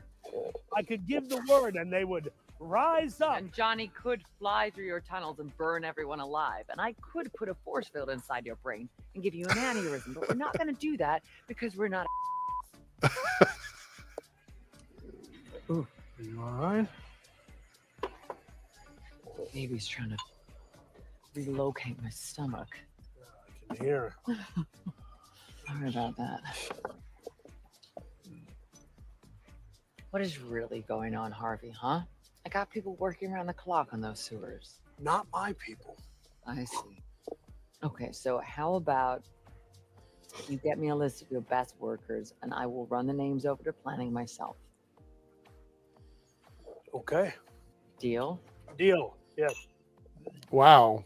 That's a sweet scene. You know, I get for pacing purposes, but seeing her walk in and then turn invisible, that moment was like, we didn't have a lot of that in the movie that really felt that way. So that felt really nice to see her just kind of casually using her powers, like to do something. Being the ambassador. You see her being, the head of the Teacher Foundation. Yeah, and like she uses that kind of mannerism, I guess, for lack of a better word, to really just dictate the terms of that whole interaction between them, which is great. It's like a big part of the climax of the movie is like him coming in and helping the people of Earth. That scene doesn't really feel that impactful in the movie. After seeing that scene, like if you have a little bit of build up to their dynamic in the early bits of the movie, that scene would hit a lot harder. And I would assume there's a lot of moments like that in the movie where like things will happen where it's like, oh, that's cool, but like kind of feels like it came out of nowhere or like it wasn't really built up. Yeah, this actually feels like the connection that we get later on in the movie. There was something there was a link in that chain now that feels more authentic. Like they told you the connection in the movie, but now you're actually seeing it. You're seeing it. I can't remember. Did they ever like cuss in the film? Like, is that the only time they say asshole? Not but yeah. Yeah, Reed. I mean, in a joking way with his wife, of like, that's a. I don't know what he said, but it was like that's a effed up pull on me when they were like wondering about the baby and like her being big and whatnot. Mm-hmm. I'm pretty sure probably Ben or Johnny swore somebody. I think Johnny did in space. Yeah, I don't think anyone dropped the F-bomb though. No, I don't think it did. No. So, but you know what? I also love the idea. I know we saw it in the movie with like the Subterranea and like this underground world or whatever that's so ridiculous that it even exists. But on this earth, it just makes sense to the people that live there because it's just something they've dealt with. I like the idea of getting a little bit more of that because we know we're probably not going to get much of it, in Doomsday. At least I don't think we're going to get much of it in Doomsday. I think he might appear in Doomsday. You think so? I think because it seems like that like their Earth is a location in Doomsday. There's not that many characters in the movie that you can really show off. I think he meant a small appearance, not a large appearance. He's not going to have a big role, but I think of a small role. I wouldn't be surprised if they have to leave and they're like, we got to go find what the hell is going on. We're trusting you to protect the planet while we're gone.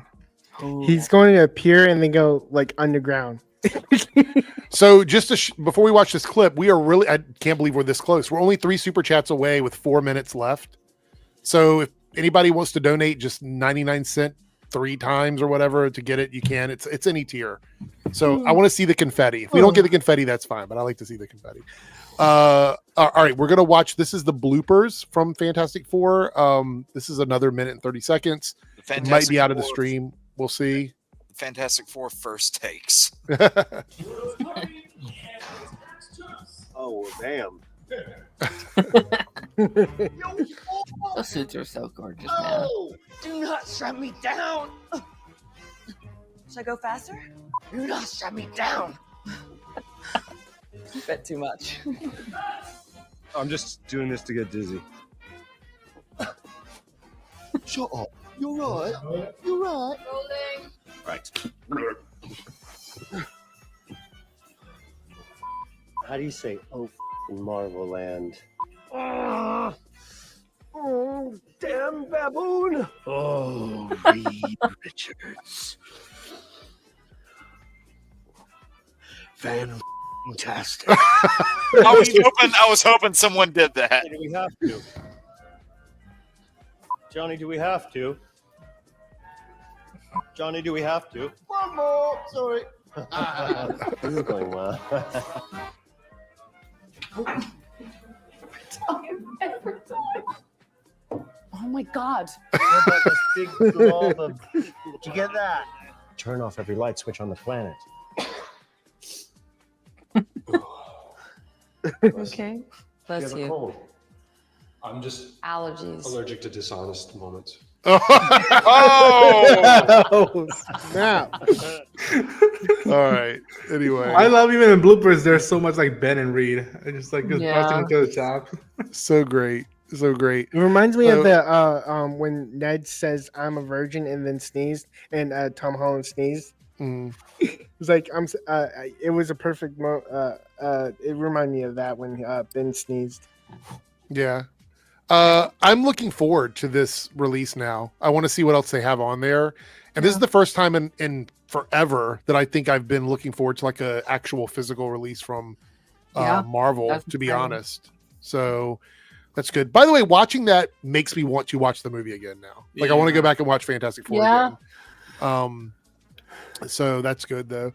All right, we're gonna do some super chats, and then I think we have the Frank Grillo stuff, and then we're going to talk about half of our list. Which, by the way, before we get into this, Joe, did you like Fantastic Four? You haven't been on since that movie, and I didn't know what you thought about it.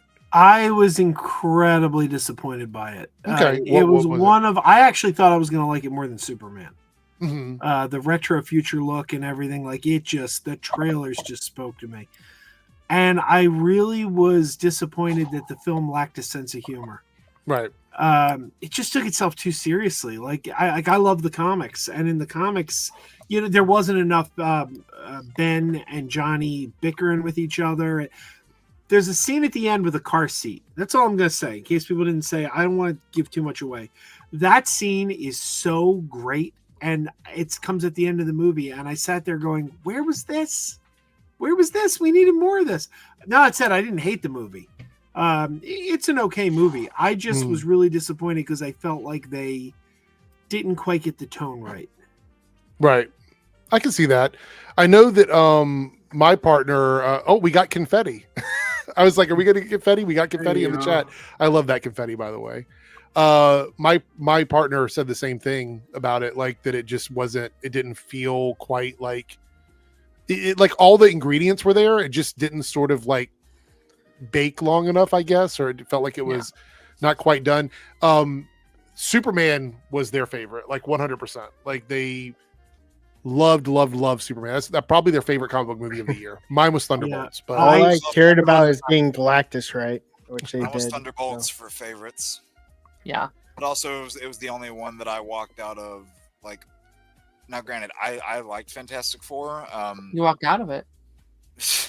it was the only one that like I went through the movie, and then after the credits were done, I walked out and I was like, I didn't really have any complaints about that. Whereas with Fantastic Four, liked it, had complaints about it. You guys know my thoughts on the other two. Yeah. Funny enough, like Fan Four Stick was the only one that I really wanted to walk out of, but I was trapped because I couldn't drive. It was trapped. I was trapped. Forced to watch Fan Four Stick. I was forced to sit while my parents watched My Greek Wedding. Oh, geez. You should have just went and watched that instead. I'm sure it would have been better than Fan Four Stick.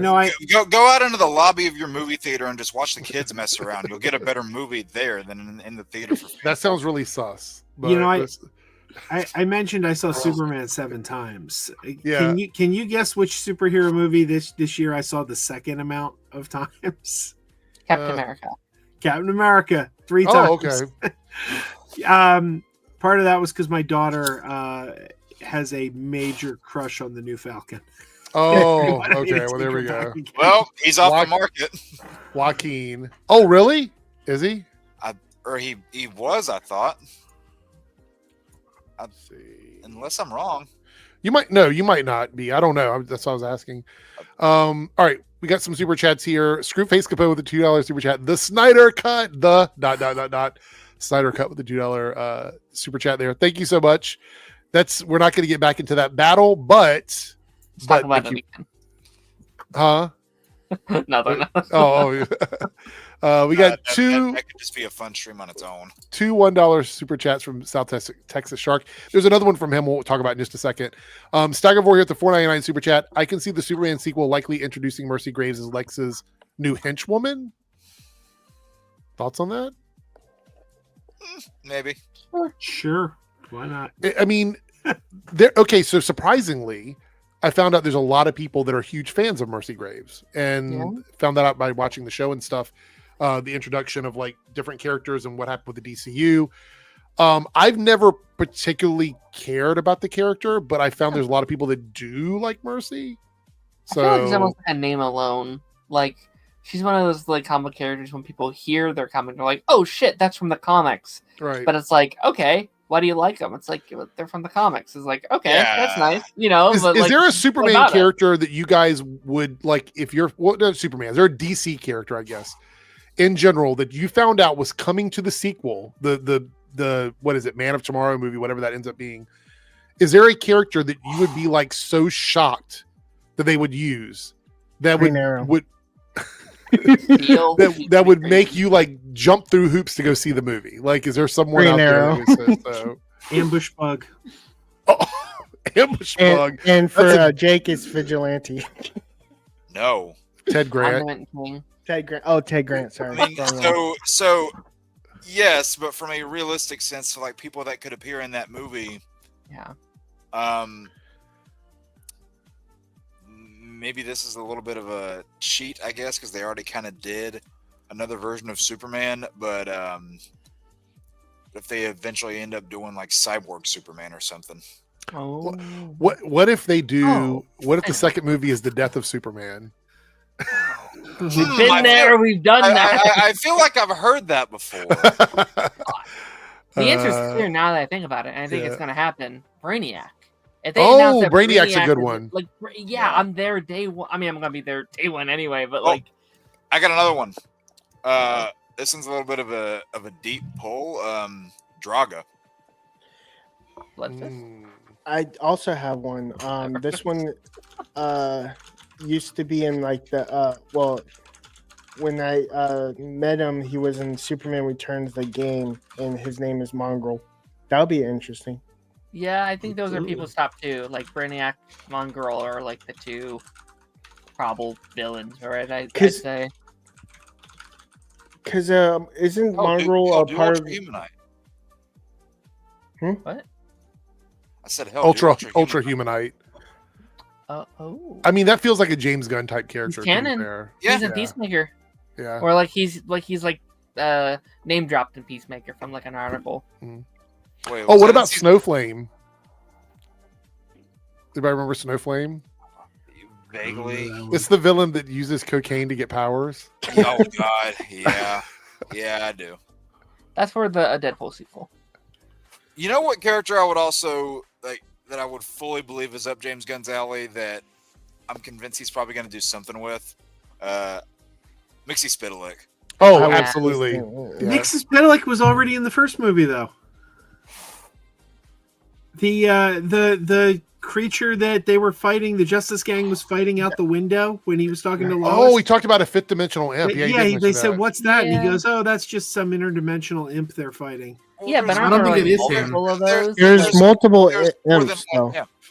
Yeah, I thought that was just like a it was reference. Batmite, though. I know whenever that image first came out, and you saw like the purple thing behind him that had a little bit of a glow to it.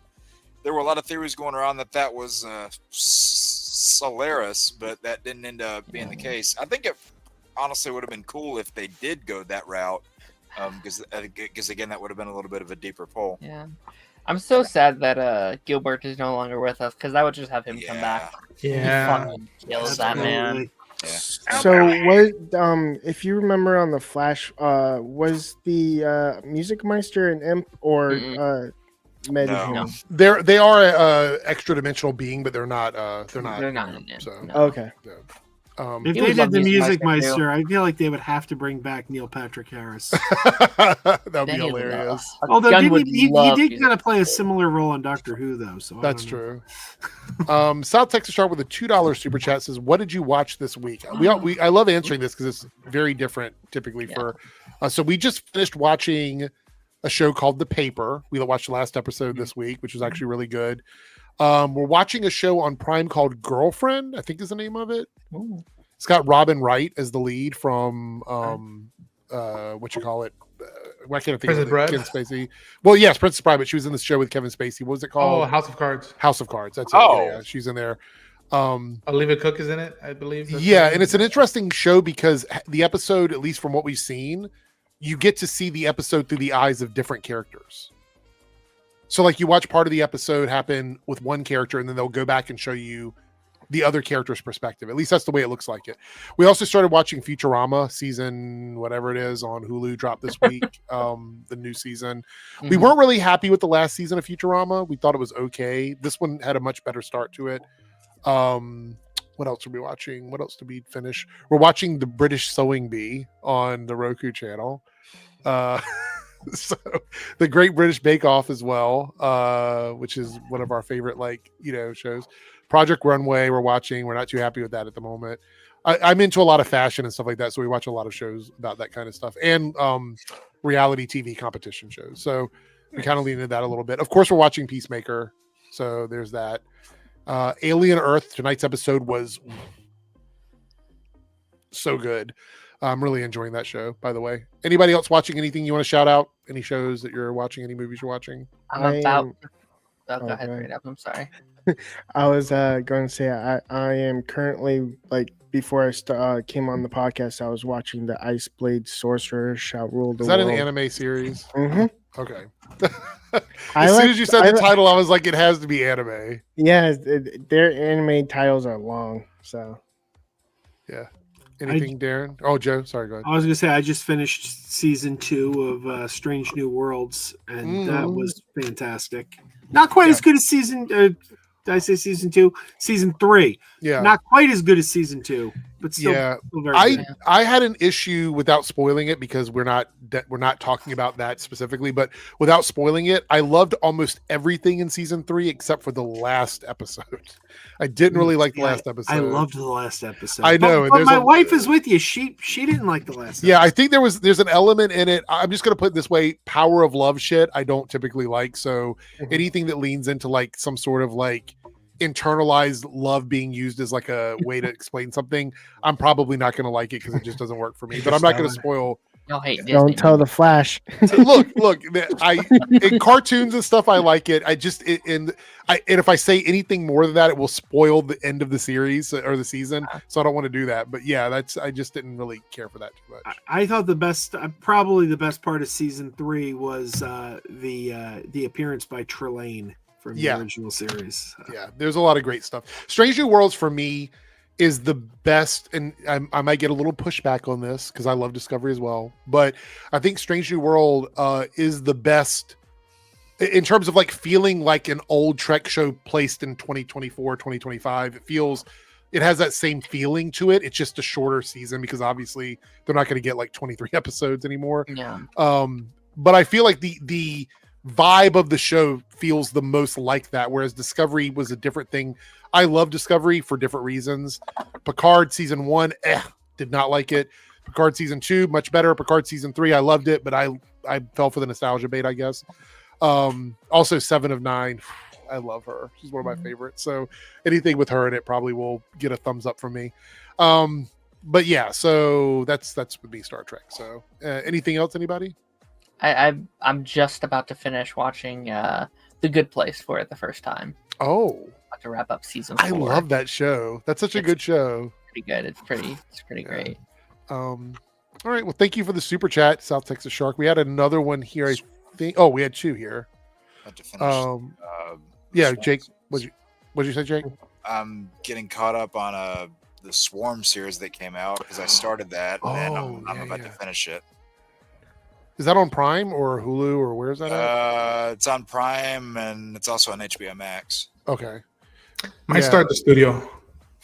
You have to start the studio. That is one of the best shows this year. It's weird because like if it sounds like it's up my alley, but I've just been busy with like having to plan what I can watch. Like for example, these past few days, I finally saw 2 movies that like are years like old. And I finally found like, okay, I finally got that off my back going up. But so yeah, I think the studio might be the next. I don't want to talk about season 2 of Poker Face in the chat. I see you guys talking about it. I don't want to talk about season 2 of that show. Let's not do that, please. Please, let's not do that. I love season 1. Was not a fan of season 2. I want to get into that as well because I love season 1 is almost perfect television. Season 2 has so many problems, and a lot of it has to do with the fact that the creative team that was part of season 1 did not come back for season 2. So yeah. Lone Wolf here with the $5 super chat and a team member. Thank you so much. Speaking of Fan 4 Stick, what did you guys think of the film Chronicle? I love Chronicle. Oh, I love that movie. I had a good time with that one. You don't really get found footage movies like that anymore. Yeah. That was one of the reasons I was excited for Fan 4 Stick was because of that movie. That was like, because that was Josh Trank. So. Yeah. I mean, like, I thought he's got a good idea of how to make superhero stuff look really modern and cool. And then the studio jumped in and said, fuck your skills. We're going to do whatever the fuck we want.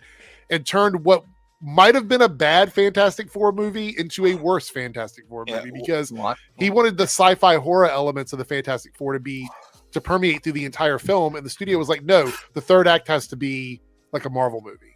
You know that's not the only Marvel movie that he was originally going to do, because they originally had him attached to a Venom project. Really? Yeah, he was the last one of the people who were directing a Venom project that didn't come out before the one that ended up coming out in 2018. because believe it or not, they tried to do that 4 times.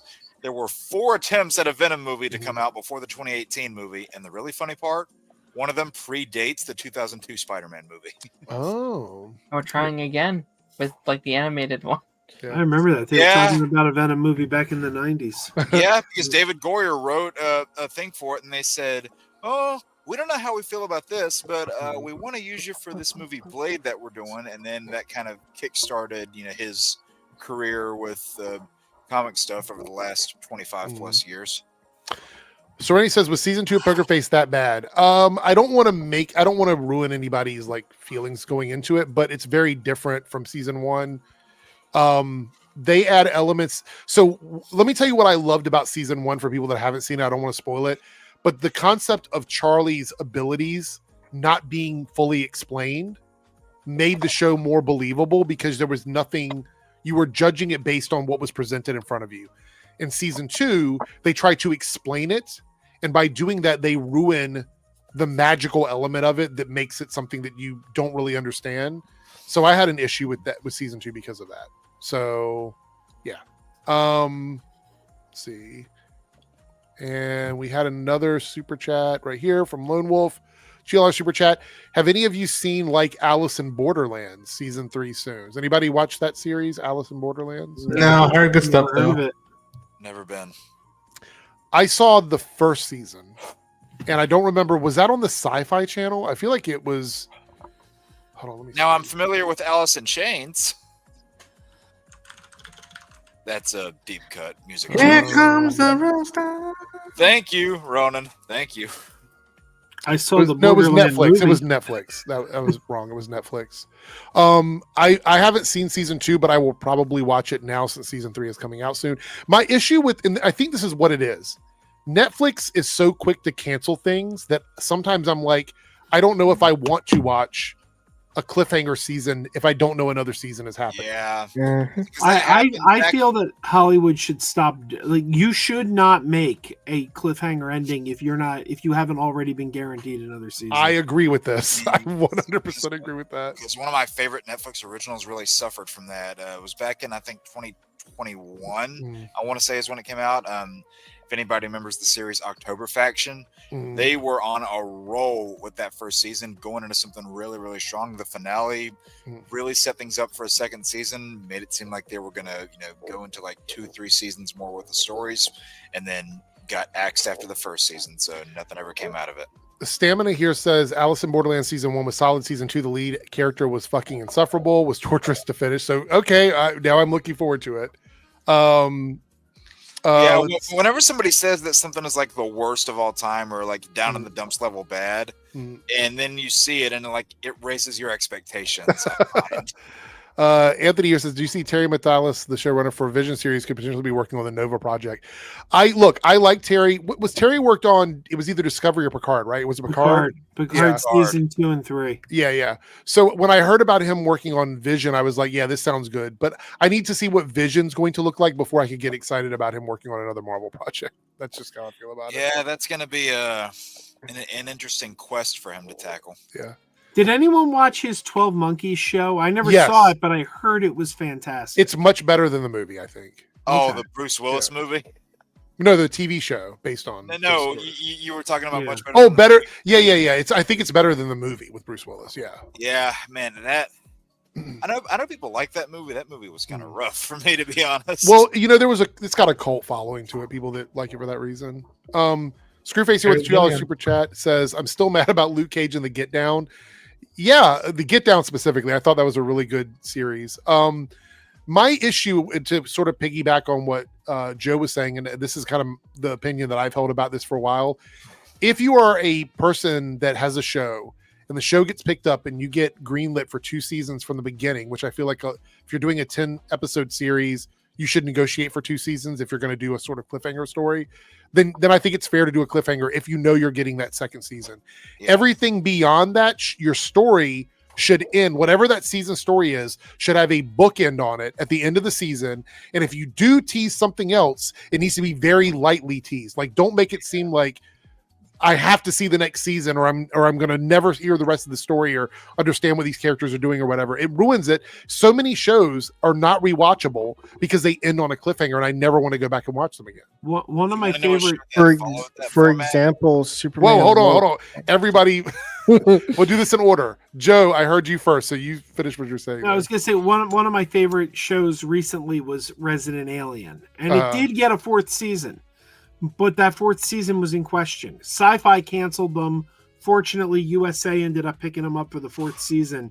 But season 3 ended on a cliffhanger. And I was like, why are you doing this to us? We're not going to get resolution. Yeah. Now, fortunately, they did end up getting that 4th season. But it was, touch and go there for a while. And I love the way they ended season 4, because they ended season 4 in such a way that they could have come back and done a 5th season. But you also got closure. Also, before you guys go, did I hear right? Is it Joe? Correct me if I'm wrong.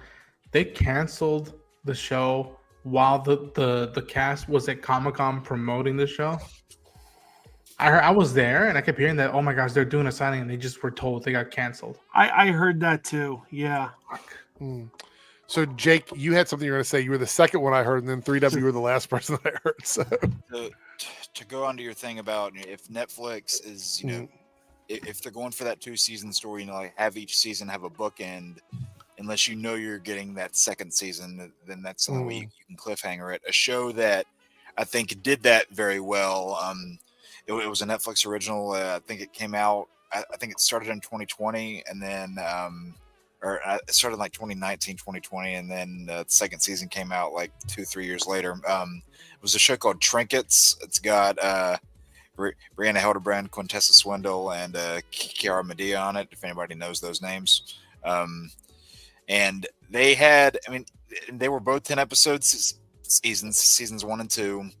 And, season 1 had a bit of a cliffhanger ending, but also, like, if that would have been the way they ended it, you're like, oh, okay, so they just kind of part there. But then they brought things back around for a 2nd and final season, and they knew they were getting the end on that one, so they were able to write the ending.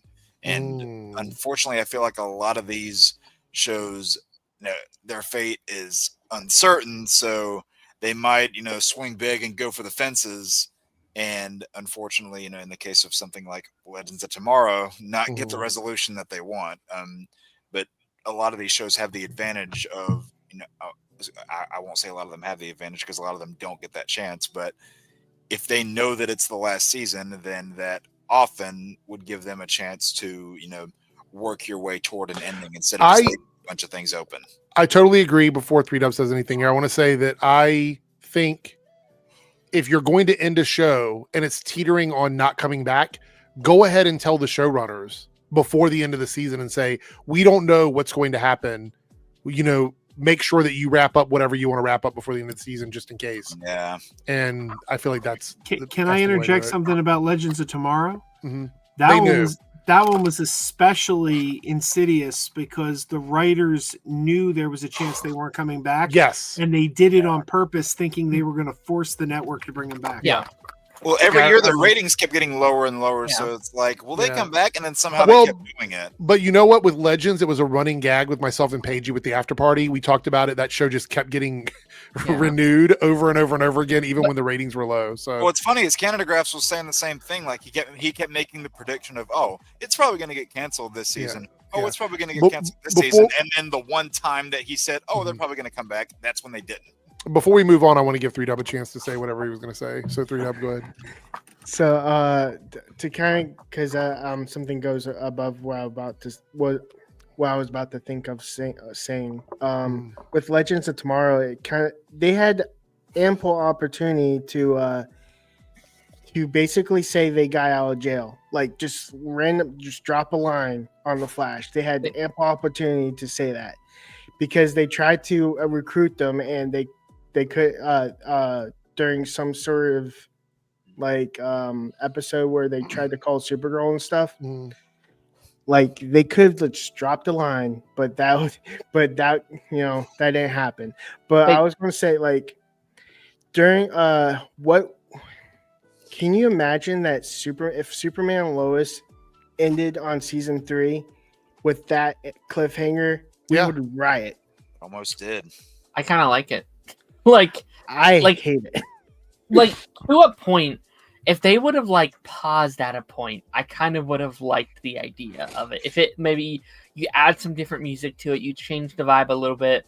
If it's more like looking upon the future, kind of like how Incredibles ends, right? When like the Underminer breaks from the skin, and it's like, all right, this is who I am. I'm Superman. And he goes, like that's such a baller final shot. If that is how you end it, if the implication isn't that he's dead, you know what I mean? Like if it's like, oh, this epic action shot to end it, then that's fine. But we have where's this at? I'm trying to see where we are. Naruto here with the channel super chat. Eric, did you end up seeing Hamilton? No, I couldn't find anywhere close by with it. I tried. There was nothing within a 1-day driving distance, so it just was impossible for me, which sucks. But I heard that people enjoyed it and it was really good, so that was good. If it ever does come back to theaters, I will probably travel a bit more to see it because I really want to. But this one, it like snuck up on me, and anywhere I could have traveled to was sold out. So, Lone Wolf of the Challenge super chat says, for Jake, more iconic, tread lightly or say my name. Now say my name. So that's it. That's his answer. I would say I agree with that. Anthony here, a member for 60 months. Thank you so much, Anthony. Let's be honest, Mark Pedowitz saved the CW. The CW, we could do a whole stream about the issues with the CW. I could spend hours and hours and hours. I feel like a portion of this panel are experts on the CW, and honestly, what happened with that over the years with the amount of time I spent on it. A lot of years digging into it. I covered the CW Arrowverse shows from the second year they were out all the way until the very end. So I know all the ins and outs of those fucking TV shows. The only season I didn't cover live was Arrow season 1. That's the only one. All the other ones I did. I might or might not have had access to a pirated copy of that pilot. Oh, geez. I'm still heartbroken. Too late. Can't do anything about it now. I'm still heartbroken we didn't get that Babylon 5 reboot that we were supposed to get. Oh, that's right. I remember that. Oh, yeah. Yeah, I do remember that. Yeah. Short Car says Superman fighting Doomsday at the moon is kind of a badass end. Well, I mean, I would say like the only bright side to that is Superman's still alive. Yeah. And I say this with full confidence. We will never get like a commitment from Paige to do anything other than to show up on the live streams. That's probably it. So Eric, did you say that we were going to do 5 of those? Yeah, 5 tonight, 5 on Thursday. Okay. Yeah. We're going to get started here in a second because we're coming up on the 2 hour and 30-minute mark, and I said I wanted to give us at least 30 or 40 minutes to do it. All right, we got one more super chat, and then quickly we're going to talk about the Frank Grillo stuff because I think it's really funny. And then we'll talk. Nice, a Fringe. Yeah, I cannot speak more highly about a show from that era than Fringe. Like I finished it last year. It's so good. Okay, so damn good. Let me read the super chat, and then I got to say what I got to say. Right, John Noble, man. I remember Fringe season 4 was up in the air if it would end up getting renewed. So they filmed 2 endings, one open-ended and the other giving closure. Yep. I think the one thing about Fringe that I absolutely loved, and it was kind of pioneering this in terms of what TV is giving us 2 versions of the Earth that interacted with each other in the way that it did on that show. We had never had anything like that before. No. It was so cool. Everybody played alternate versions of themselves. Yeah. It was so much fun. I absolutely loved it. I cannot recommend Fringe more. It is a really good watch on a binge. Really, really good. Yeah. I'd say it's better on a binge than it was watching it live week to week, to be completely honest. Because you start out with the show, you don't know where it's going, and then it just goes off the rails. I actually think Fringe is more logically thought out than Lost was, and I watched every season of Lost. Oh God, don't remind me of that. Also, I'm confused about that super chat there. Wait, the next one here? Yeah. Right here. Jake, want to say great shocker impression? When did I do a shocker impression? If you're talking about like the 90s Spider-Man scream, when did I do that? No, I think the voice you were doing, like I guess he was shocked by that impression, maybe. No. See, my mind went to the Wes Craven movie. Oh, yeah. the ends of the earth. Was lost. Chris, please, we're not going to get into a lost discussion now because I could talk about that forever as well. I can't do this right now because I'm just gonna get pissed off. Like, yeah, shows all the time. I don't even want to say what I want to say and then end it because then it will make me want to say more about it. We could also do that about Heroes season 1 and everything after Heroes. We could do a whole conversation about that. I'm just not going. I'm not going to get into the Peter situation, okay, or the Siler situation. We're not going to do that. Don't on get me stream. started about Heroes, man. I have a feeling that that Jake and I would disagree on Heroes too. Oh no! Oh no! Just a gut feeling. Yeah. It would take quite a big super chat for me to talk about any of those shows, to be quite honest right now. Like, it's so much I could say about it. $50 super chat. Biting my tongue. Let's make sure we're caught up on super chat. So anyway, thank you guys for hitting the goal. By the way, before we start talking about this other stuff, make sure you vote in the poll. Right now, best deaths in movies is winning the poll. So if you guys want to vote. I think all of those are really good categories. Aaron's about to do a Lion King entry again. Oh no! All right. God. Okay. Maybe. So there's a little bit of shade. This is kind of tongue in cheek, but I thought it'd be funny to talk about because Frank Grillo is always in the news for saying something. So Frank Grillo on the difference between working with Marvel and DC. The Russo brothers tend to be able or are more comfortable with directing on scripts that are not totally complete, which is not uncommon. With James, all the scripts are done in advance. Like, he always has something to say. I swear, this man, you would think that he is the most in the know person on Marvel and DC. Like, he's an actor he's got so much time working with both of these companies. I mean, fair enough with DC. He's done several projects with them, but with Marvel, he was in one movie and then barely in another movie. He's in 3 movies. Barely. Well, I mean, yeah, but like his biggest role was Winter Soldier. He's in Winter Soldier, Civil War, and Endgame. Yeah. Right. But both those other ones are very tiny roles. What, Darren? He's in Endgame? When? So they redo the elevator scene, remember? Oh, yeah. Okay, yeah, you're right. Hail Hydra. I forgot about that. I just saw a meme like yesterday that when he arrested Captain America in the Winter Soldier and when he arrested Superman in Superman, both times it was on the same street in Cleveland. Yeah. Which I thought was pretty funny. Shout out to Cleveland. He likes arresting heroes, doesn't he? He's just got to get the Ninja Turtles next.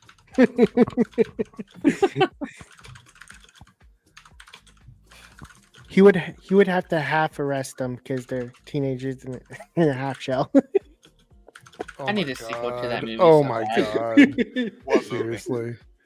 Batman movie. The Batman hero movie. Oh. Yeah. So much fun. So, all right. So the list tonight is we were going to do the 10. We're going to split it up over 2 nights. So it's going to be 5 tonight, 5 on Thursday. The 10, I believe, worst DC adaptations. And this can be any adaptation. So it can be comic books to cartoons, cartoons to live action. If they've done it before, cartoon to comics, live action to comics, however the order goes, you can do that. Whichever you want, because I want to make it more open for everybody. So we're gonna not just heroes or villains. Anything DC characters in general. So while people kind of get their list together for this, we got a super chat here, and then I'm gonna spin the wheel. Hot take: Fringe is a better version of the X-Files. I don't know if that's a hot take, because for me, the X-Files are hit or miss. There's good episodes of X-Files and bad episodes of X-Files. Yeah. Don't tell that to our phenomenon. I was about to say that. Can I get a quick clarification on the topic? Or when you say worst adaptation, are we talking of a particular character, or are we talking like a movie? It can be. I believe the list was characters, adapted characters. So that means in any order. So cartoon to live action to cartoon, comic book to live action, any adaptation that you want to do. So it's pretty open. Yeah. That's bad. Top 5 best adapted characters in fiction. Wait, I thought it was worst. It is worst. Oh, it's worst? Yeah. Yeah, worst. It's like, fuck. Oh my gosh. His first one is Superman. That would have been really funny. Yes, it's worst. I believe that's what we put in the chat, right? Wasn't that in the group chat or whatever? Yeah, that's the worst. All right, yeah. Gen V starts this week as well. It starts tomorrow. Yeah. So are you bringing out the wheel again, or I am bringing out the wheel? I am not on the wheel because I'm going to go last and give all of mine at one time, so everybody else will go in their order. And we're not gonna. What? I said, why do you want to save the worst for last? Kidding. Well, because it is the worst. So, here we go.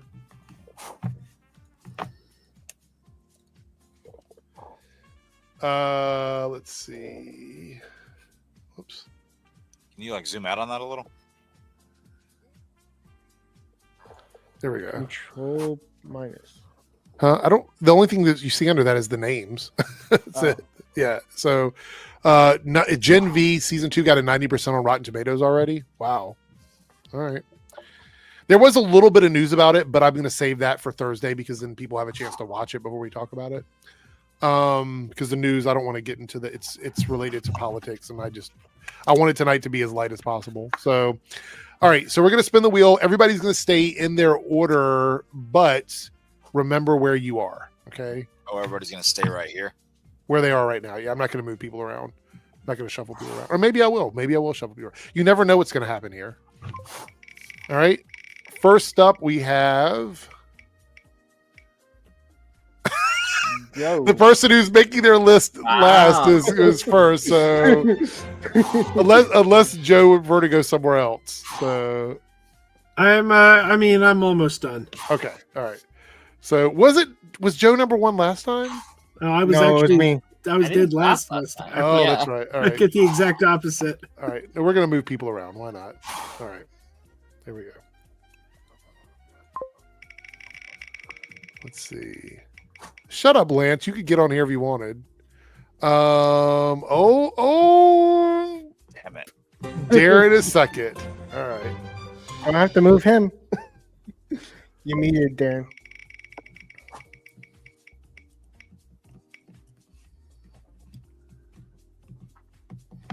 Oh, Ronan. It's always down to you two.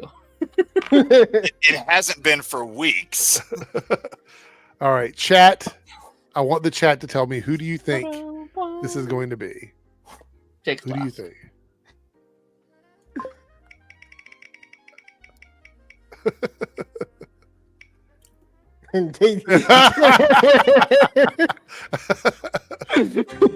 Well, everyone knows I have the best possible answers. So. Oh, geez. All right. Actually, we'll do it this way, and that way we'll do it like clockwise. I'll be last, so I'll be right here. All right. So what we're gonna do is have a good night, Darth Zen. Good to see you.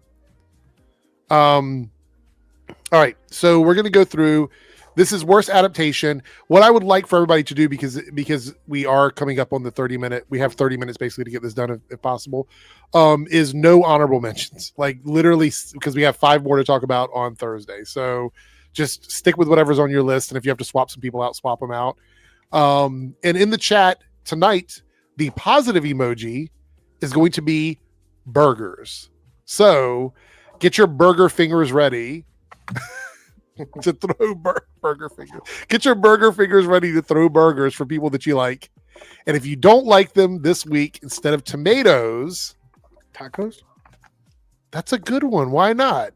All right. So burgers are good. And tonight, even though I totally disagree, tacos are bad. So I love tacos, but we'll for tonight, burgers good, tacos bad. So nobody wants to get the taco tonight, even though it's technically Taco Tuesdays. It's Taco Wednesday, technically.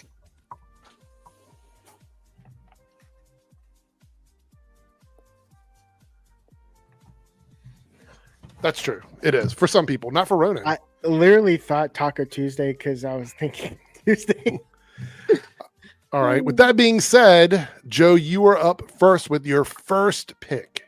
All right. Did you say we're starting with number 5? Like we're going to the worst? You can do it in no particular order if you want, or in order, whatever order you want to do it in. All right. Well, number 5, I'm going to go with the 1970s horrible TV special, Legends of the Superheroes. Oh. The depiction of Hawkman, in which his mother comes out and roasts him and mentions how she used to have to change the lining in his cage. Was that Bill Knuckles? I don't remember who played him, but it was pretty bad. Oh, jeez. There was not much good about that TV special. That's true. That's true. All right, good burgers, bad tacos, right, Chris? All right, Darren, what is your first pick? My first pick. What to choose? I am going to start with our old friend Titans. There's a lot I could pick on this list. But to be frankly honest with you, a lot.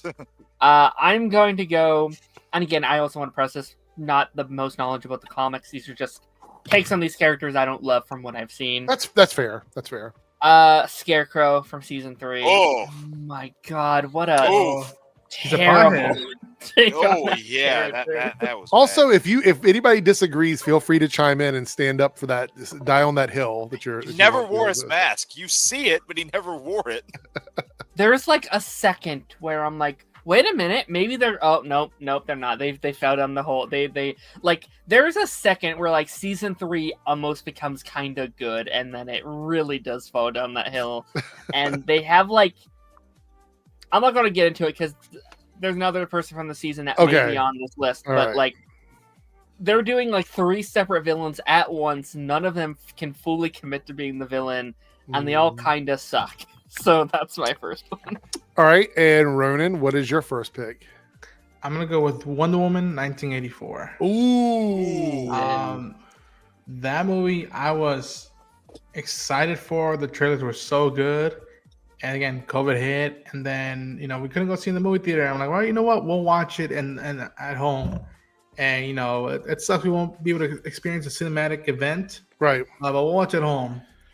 Thank God I didn't spend whatever they're charging nowadays for tickets to go see that movie, because it started off like, oh, okay, cool, she's helping people at a mall, and then it was just like, wait, what?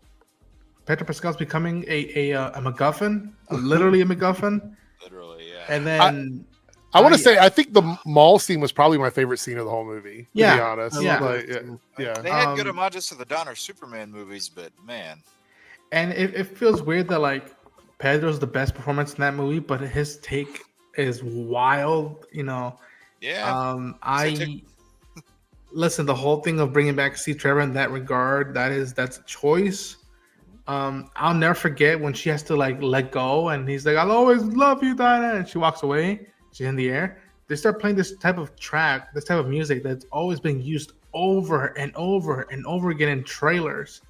And it took me out of the movie there, and I was like, "What the hell? What's the choice of this music?" And then, I was just shocked how much I was not into this movie. And it's like it's day and night compared to that first Wonder Woman movie. And I was like, "Wow!" And again, Patty was gonna do Rogue Squadron, that didn't happen, and now I'm like, "Where is she? What's happened?" It's rumored that they're moving forward with it again. Recently. Really? Well, I'll believe it when I start seeing that were like, I don't know. I hope so, though. I owe my television to Wonder Woman 84. I would not own the television behind me if it weren't for that movie. I'm sorry. Because my wife is a huge hardcore Wonder Woman fan, and the theaters were closed, and we had to watch it on HBO. And she said, if my first viewing of a Wonder Woman movie is going to be at home, we're buying a big ass HD TV. You know what, Joe? That is the same reason I have a big TV now. Not for Wonder Woman 84, but for watching a movie at home, because that was the whole reason we got it. Yeah. That's so funny. I watched that shit on Christmas. I was so pissed. Oh, Merry Christmas, Darren. I was so mad. You filthy animal. What about you, 3Dub? What is your first pick? My first pick is a character called Lex Luthor from the DCEU. Oh. Jolly Ranchers. I like them. Capes are coming. You don't have to explain. I get it. We all get it. Unless somebody wants to die on the hill about how good he was. I don't know. He was better than Spacey. Any comments from anybody? No. I like him. He's worse than Stacy. Wow. All right. In my top 5 Lex Luthors, he's not even on the top 5. He's like 311. Wow. There's no way we're going to get to him. Wow. All right. You didn't like Spacey? No, I didn't. I mean, I don't like him personally for reasons. Yeah. but I liked him as Lex. Jake, what is your first pick? So I'll go ahead and go with the more obvious answer. So go ahead and say this one because I had a feeling I was the only one that would do it. Probably one of the most heartbreaking portrayals of a character I've ever seen, as someone who really likes this character. That's Wildcat from Arrow. Man, there have been Here we go again. There have been not many times where I have been so just angry watching a TV. I remember because me and my buddies, we would get together and do like these, like weekly watch parties for Arrow episodes. As soon as Wildcat showed up in that ugly ass costume and just got his ass kicked so bad, not to mention the portrayal of Ted up until then wasn't exactly great. I stood up and just ranted for like 20 minutes about how much they just screwed that character over. Darren, I swear if you type peak Arrow in the chat again. I saw you looking over at your monitor. I'm like, no, we're not doing this again. But damn there we go. I know you too well. This is what happens. But no, I mean, God, that character is just so damn bad. I'm not even blaming J.R. Ramirez. It wasn't his fault.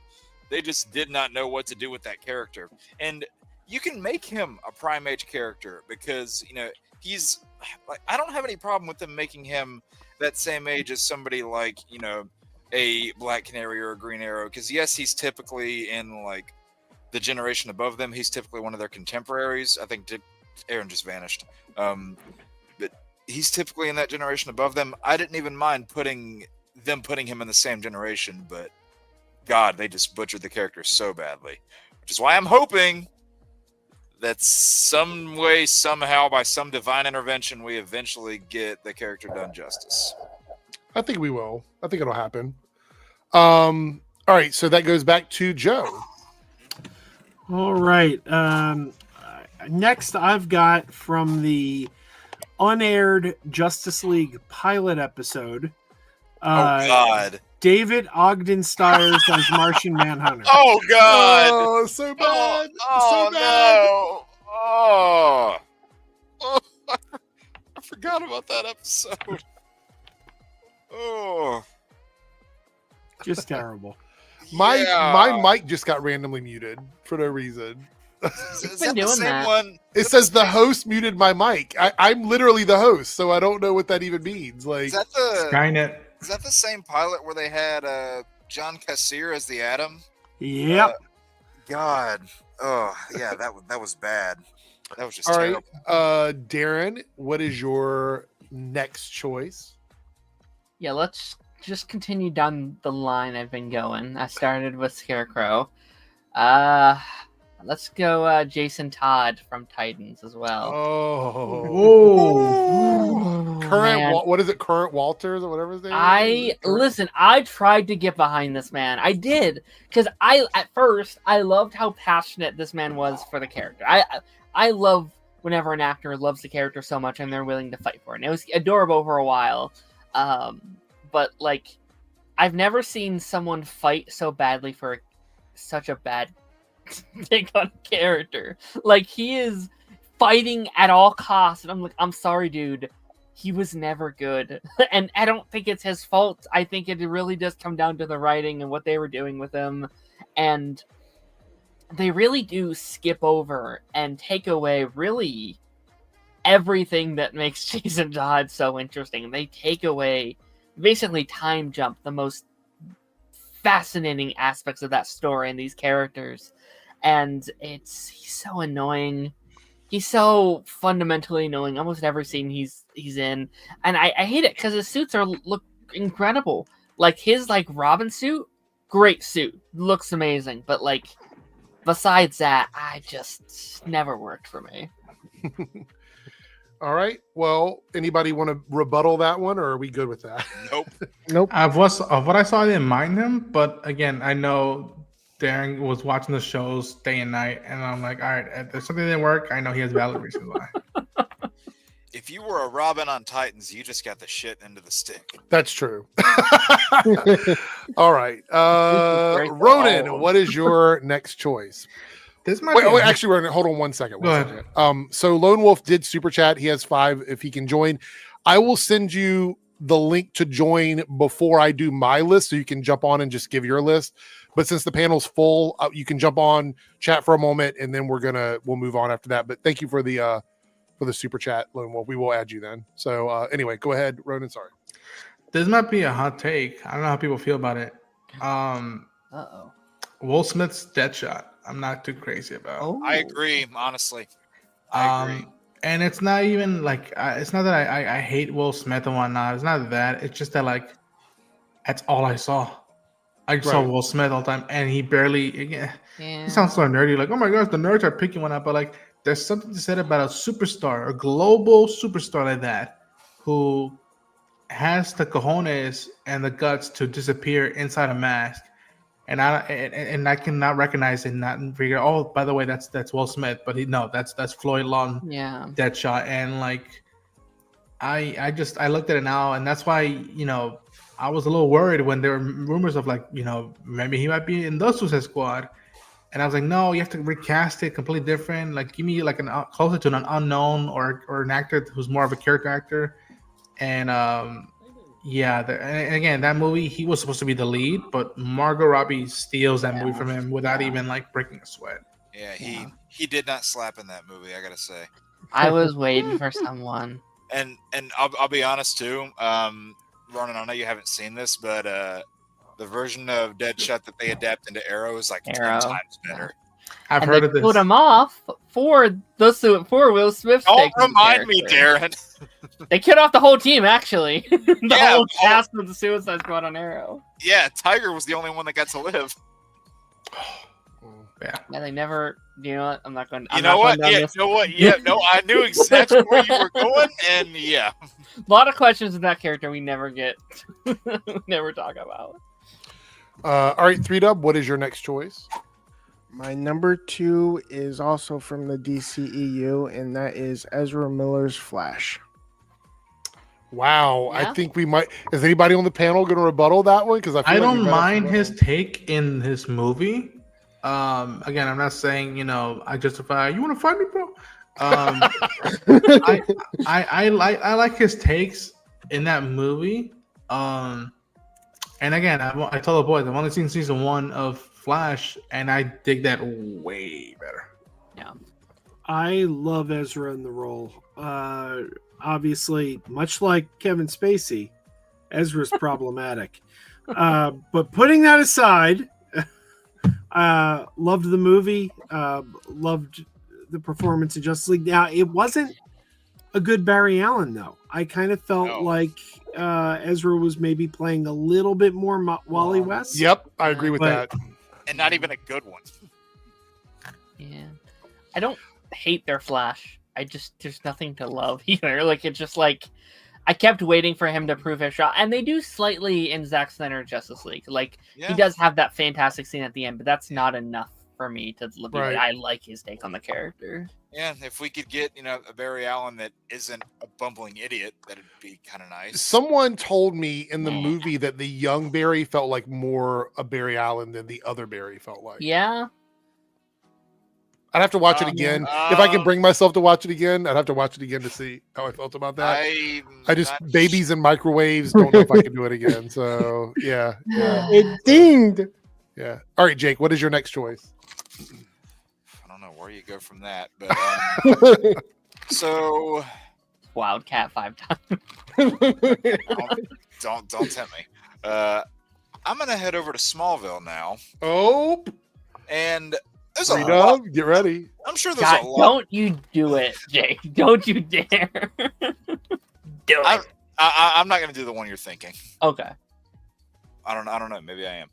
I'm sure there's other characters from this show I could include here, but I haven't seen the show in a long time, so I couldn't tell you how I felt about every single character. I do know that because this character appeared in the last season, I do remember how I felt about this character, and I could not imagine a more disappointing on-screen debut for a character. And that's Slade Wilson. Oh, Slade Wilson. I don't know what the hell they were thinking with him. They, instead of making him into this, this master assassin that, just is a take no names guy like you saw on Arrow, and to give it its credit, Titans, they understood the assignment when it came to Deathstroke. Titans just made him a hardened military general that hated vigilantes. You never saw him, put on a costume, which probably wouldn't have been much of a costume, knowing Smallville's reputation. Probably would have been a jacket or a hoodie. Probably would have just been an orange jacket, for God's sake. Yeah, but it would be a two-faced hoodie.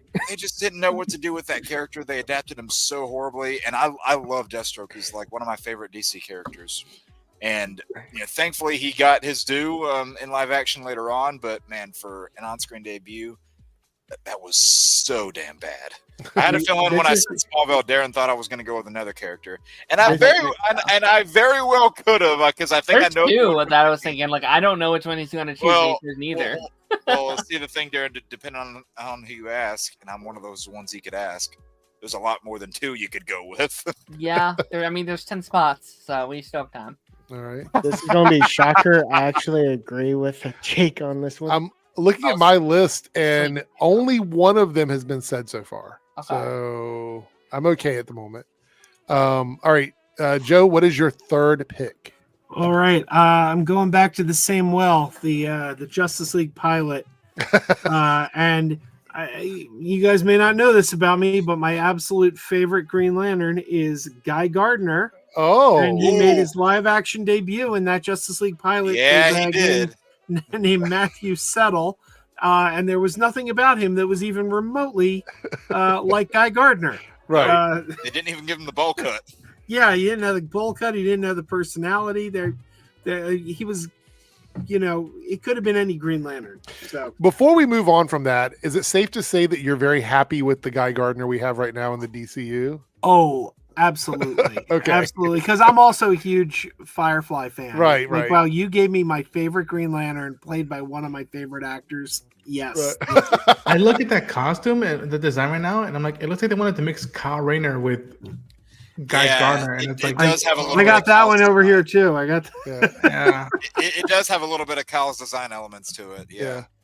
All right, Darren, what is your third pick?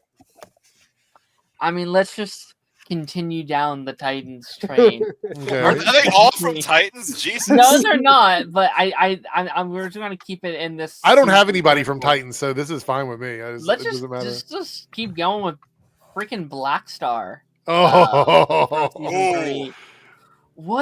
I'm so pissed what they did with Black Star. What a, as someone who's not even that well, really all I know is from the cartoon series. Yeah, that's really all I even know. But I was so excited going in because I know she was kind of shafted in that show. She was shafted in the animated movies that they did with her, because there was supposed to be a third movie in that universe with Black Star as the villain. So I was like, this could be really, really cool. I really like the idea of bringing her in for a live action debut. I thought that transition would have been really cool. Mm-hmm. They don't know what to do with that character. No. She's there for she's evil for an episode and a half, and it's okay, cool. And then she's instantly an anti-hero, and then she's a love interest for Connor, and then it's that dumb shit with her and Starfire, yeah. And then she goes home, or she leaves, and it's what was the point of literally any of that? Yeah, and what was the point of that, particularly at that point of the show, because they were ending the series at that point. Right. So. Yeah.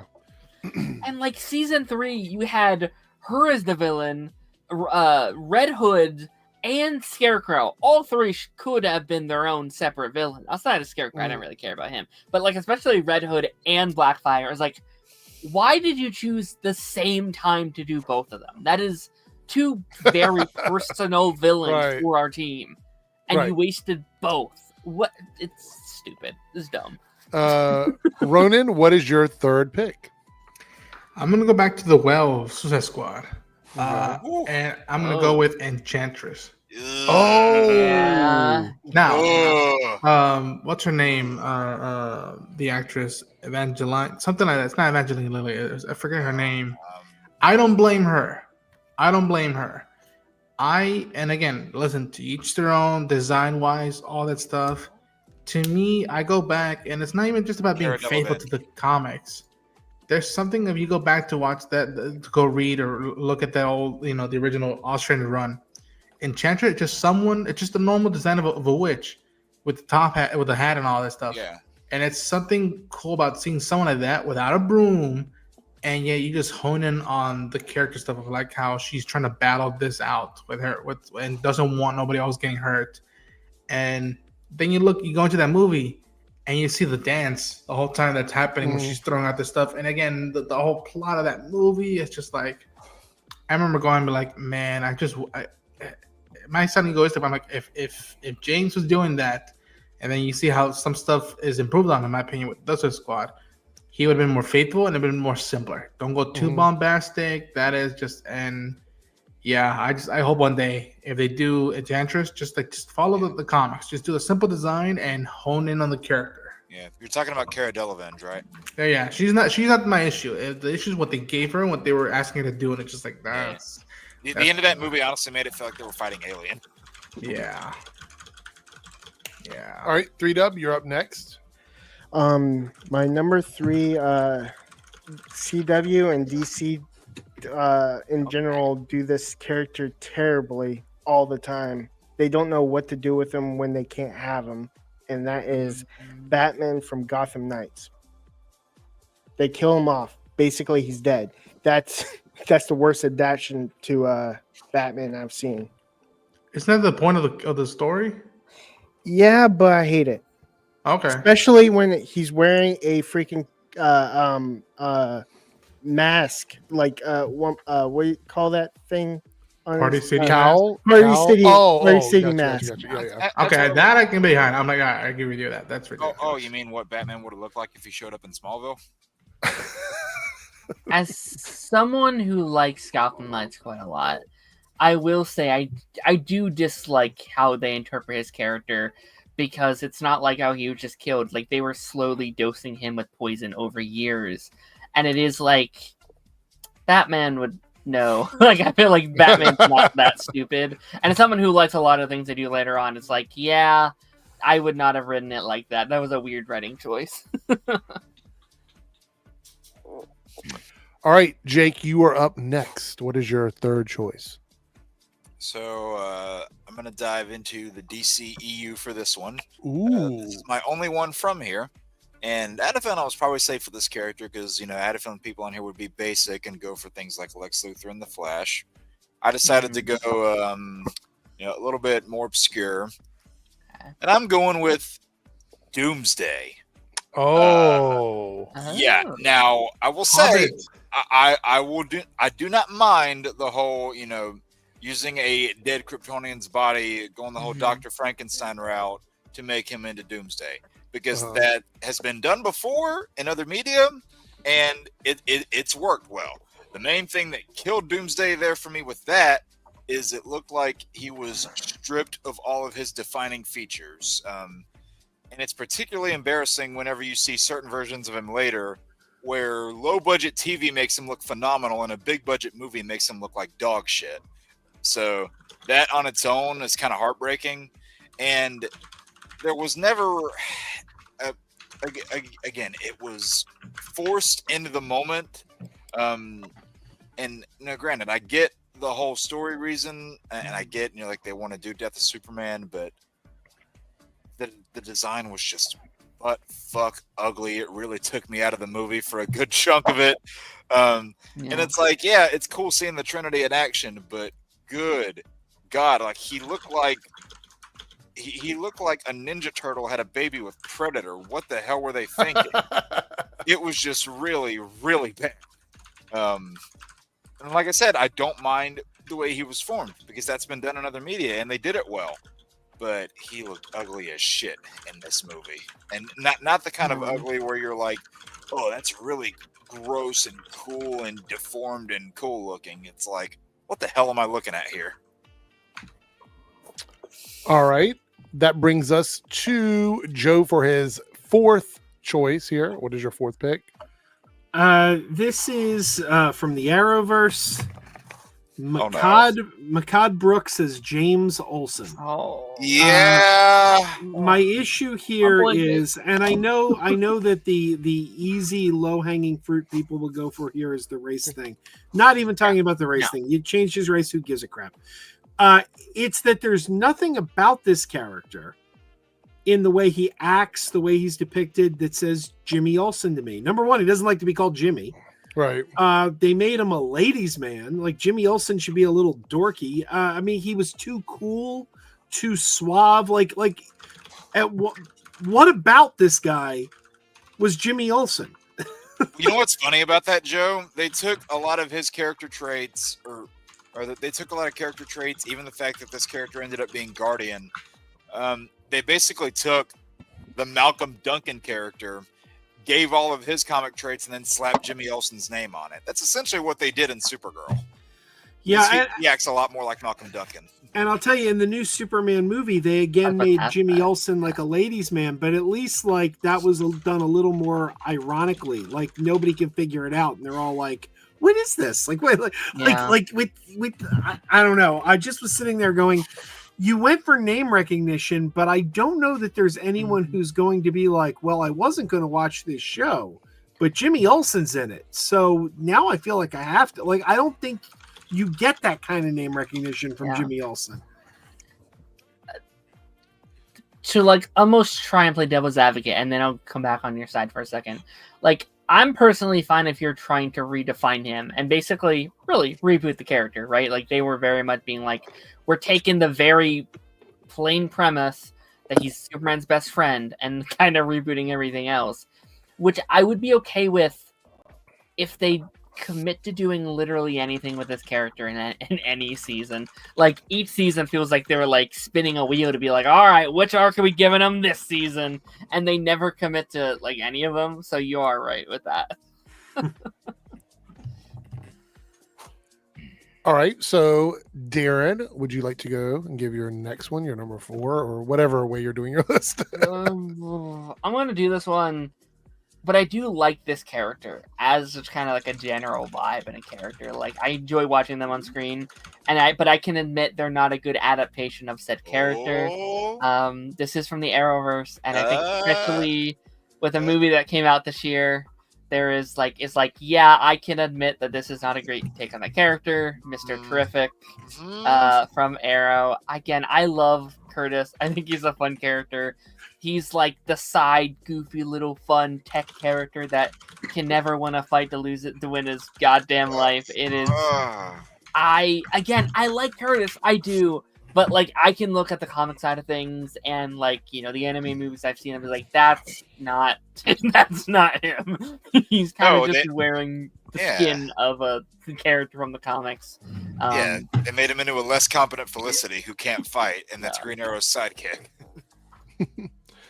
Ronan's like, damn. Ronan, next one. So I'm gonna go with film, and I'm not too crazy about Batman and Harley Quinn. Ooh. And I remember I was pumped for it because what's her name from Big Bang Theory? Was cast Haley Harley. Kuko. Yes. No. Oh my gosh, what's her name? Melissa Rauch. Yes.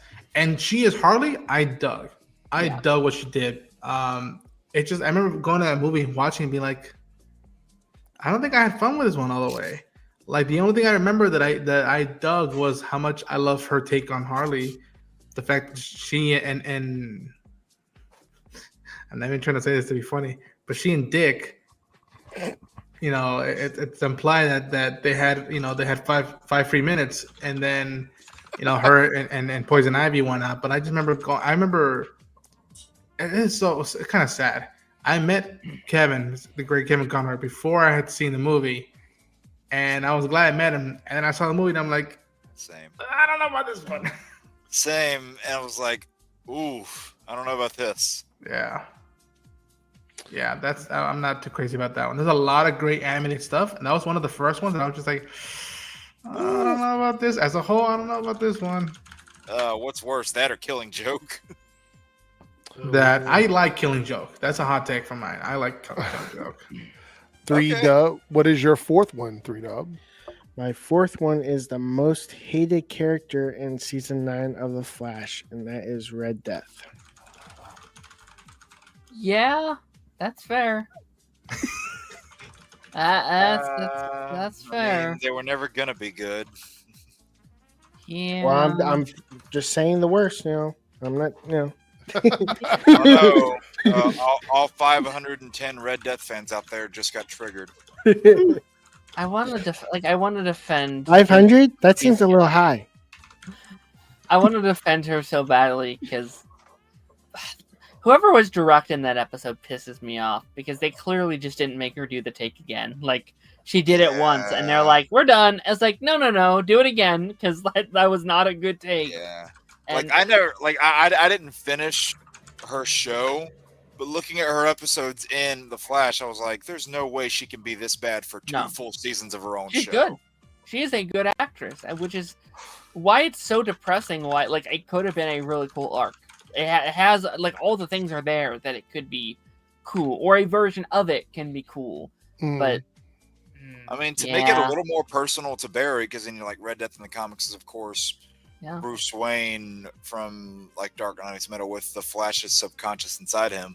Of course, Flash never met Bruce Wayne in the Arrowverse, so what they could have done to make it more personal, they could have Arrowvised it and have Stephen Amell play a version of the Red Death to make it a little more personal. I don't know if that would have worked necessarily, but I think it would have been a better idea than whatever that was. I still, and I know they probably didn't want to because he, as soon as I casted her, she did some kind of weird tweets and stuff like that. But ideally, bring back Wallace Day. Barry does know Kate Kane, right? He has that connection with her. So bring in an alternate Kate Kane, and then Ryan has to help Barry take him. I think that would have been a much more interesting story and a much closer adaptation. And she basically had the Red Death symbol on her suit when she suit went was cool.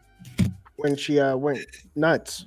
This suit was fine. It just looked really bulky. I mean, that's fair. Yeah. All right. Next up, what is your fourth choice? Oh, is it me? Yeah. Sure. So I'm going. This is my last one for the Arrowverse. I guarantee no one was thinking about this one. And this actor once said that they hate playing this character, and I completely understand why, based on the way that this character was adapted. Searching for all the characters it could be. Darren's fast type. Who can I find? I guarantee you won't think of this. That is during the brief stint when David Harewood played Cyborg Superman. Yeah. I don't know what in God's name they were thinking with that. There's the obvious part that it doesn't look like Superman. Let's get that part out of the way. But also, he is just a nothing character. The design is actually pathetic. It looks worse than any attempt at a cyborg faceplate I've ever seen. The character essentially was just there for already not great action scenes.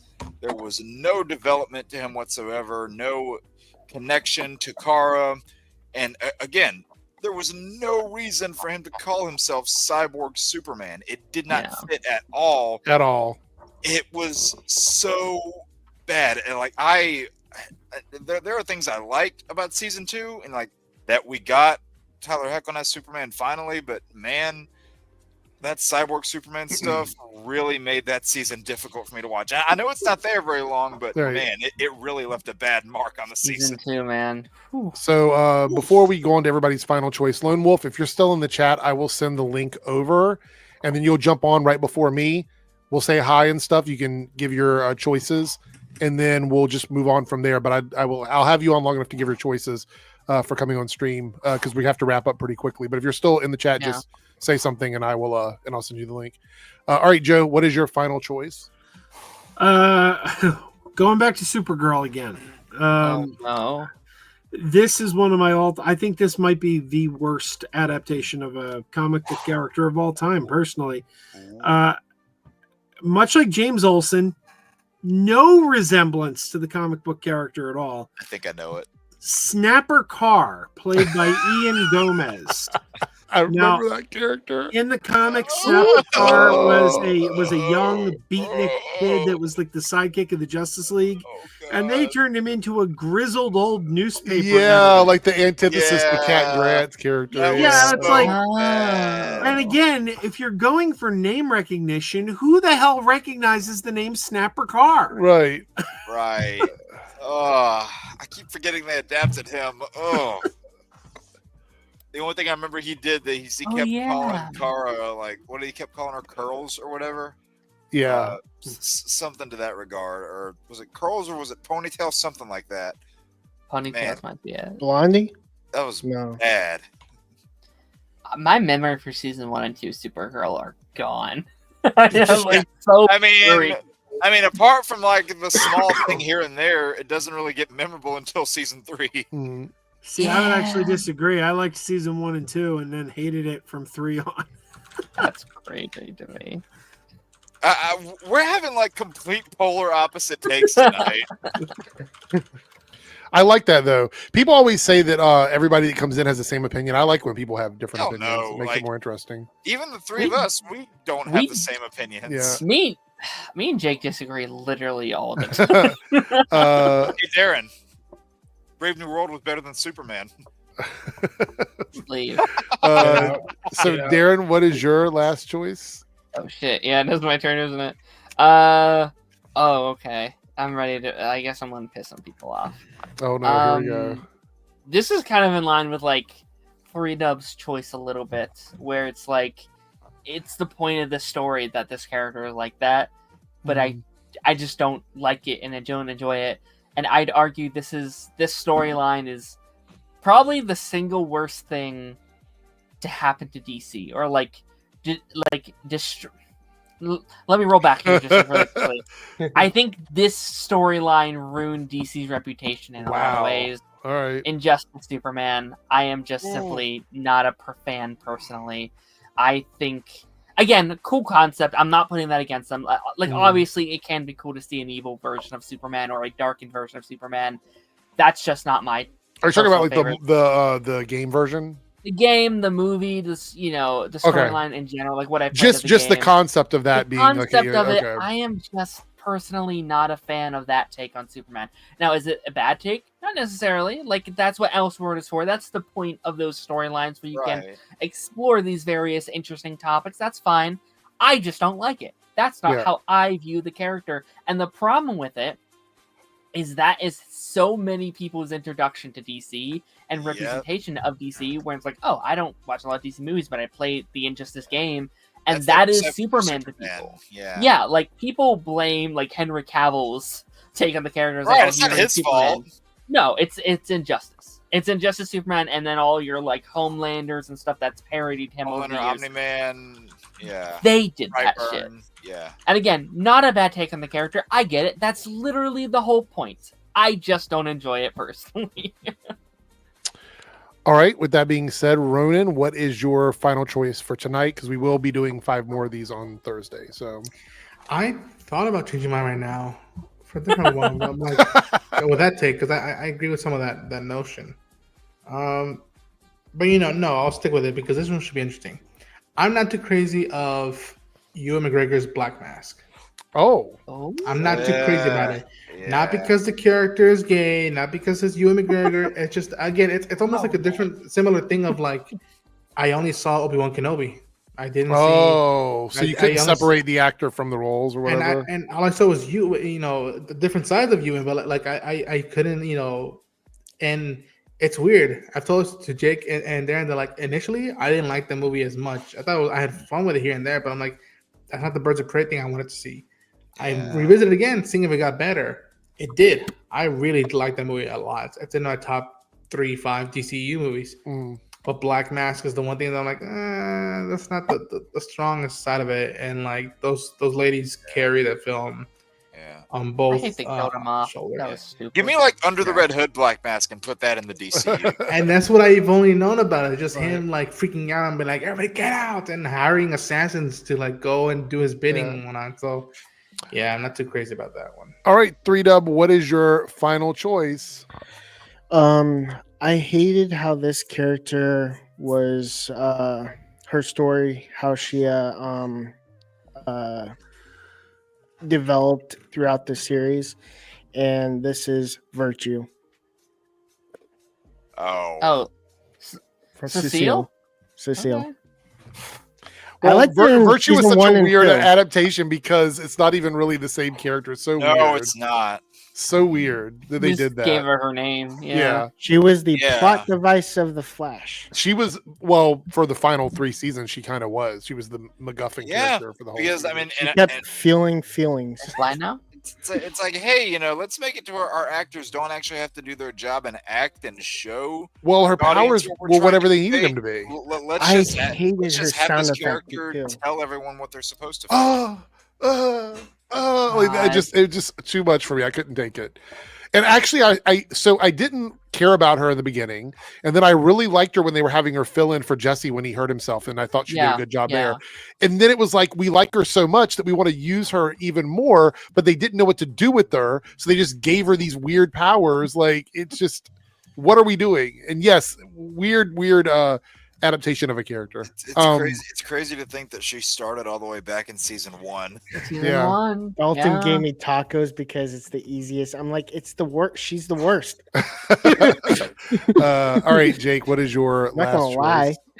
choice? So I am going over, and there's a lot of ones I could pick from this also. I'm going to Gotham for this one. Okay. And this one is, wait, what, Darren? There's probably a couple you can pick there too. Oh yeah. And There's quite a few. this one was especially disappointing because for one singular episode, I liked this character. I liked what they were doing. For one episode. For one episode. Okay. And then after that episode ended, there was no reason for them to do what they did and what they continued to do, and the character just quite literally lost their mind. And that's Mr. Freeze. Okay. And the reason I say that is because everybody who knows Mr. Freeze knows what the core of his motivation is. He does whatever to save his wife Nora. He will cross whatever line is there if it means his wife is safe. Spoilers for anybody who hasn't seen Gotham. But in the debut episode of Mr. Freeze, you know, whenever you see him and Nora dies at the end of that episode. So his motivation for really doing anything has gone. He should just be a recluse and, you know, like keeping to his own devices because he's really not a villain at the end of the day. Right. The fact that he continued to work with those villains repeatedly after Nora was gone was just so out of character for Mr. Freeze and took away everything that made him good in his debut episode. Because I was kind of connecting with the character in the first episode. You see him and it's like, okay, he's rash, he's impulsive, but it makes sense because he is just desperate to save his wife and he'll cross any line. But there was no reason for him to exist as a character after that episode, and he just kept getting worse and worse and worse. Well, fair enough. There's a lot I could have picked from that show, but that's the one that got me, at least off the top of my head, with the exception of one other, that's the one that got me the most upset. All right, so in the chat, we have a very special guest. We're going to bring him up to say hello and to give his choices very quickly. Never done this before. I've never had anybody ask to do this. So we're going to bring up Lone Wolf from the chat to give his 5, because he's got 5 here. I don't know if he's going to have similar ones to everybody else or if he's got completely different ones. I don't know. But let's bring him up in the chat. So everybody in the chat, give a shout out to Lone Wolf for coming on. Hopefully his audio works okay. He said he had some issues, so we'll see. So Lone Wolf has arrived. You there? Hello, welcome to the show. Longtime viewer in the chat. Glad to have you here, Lone Wolf.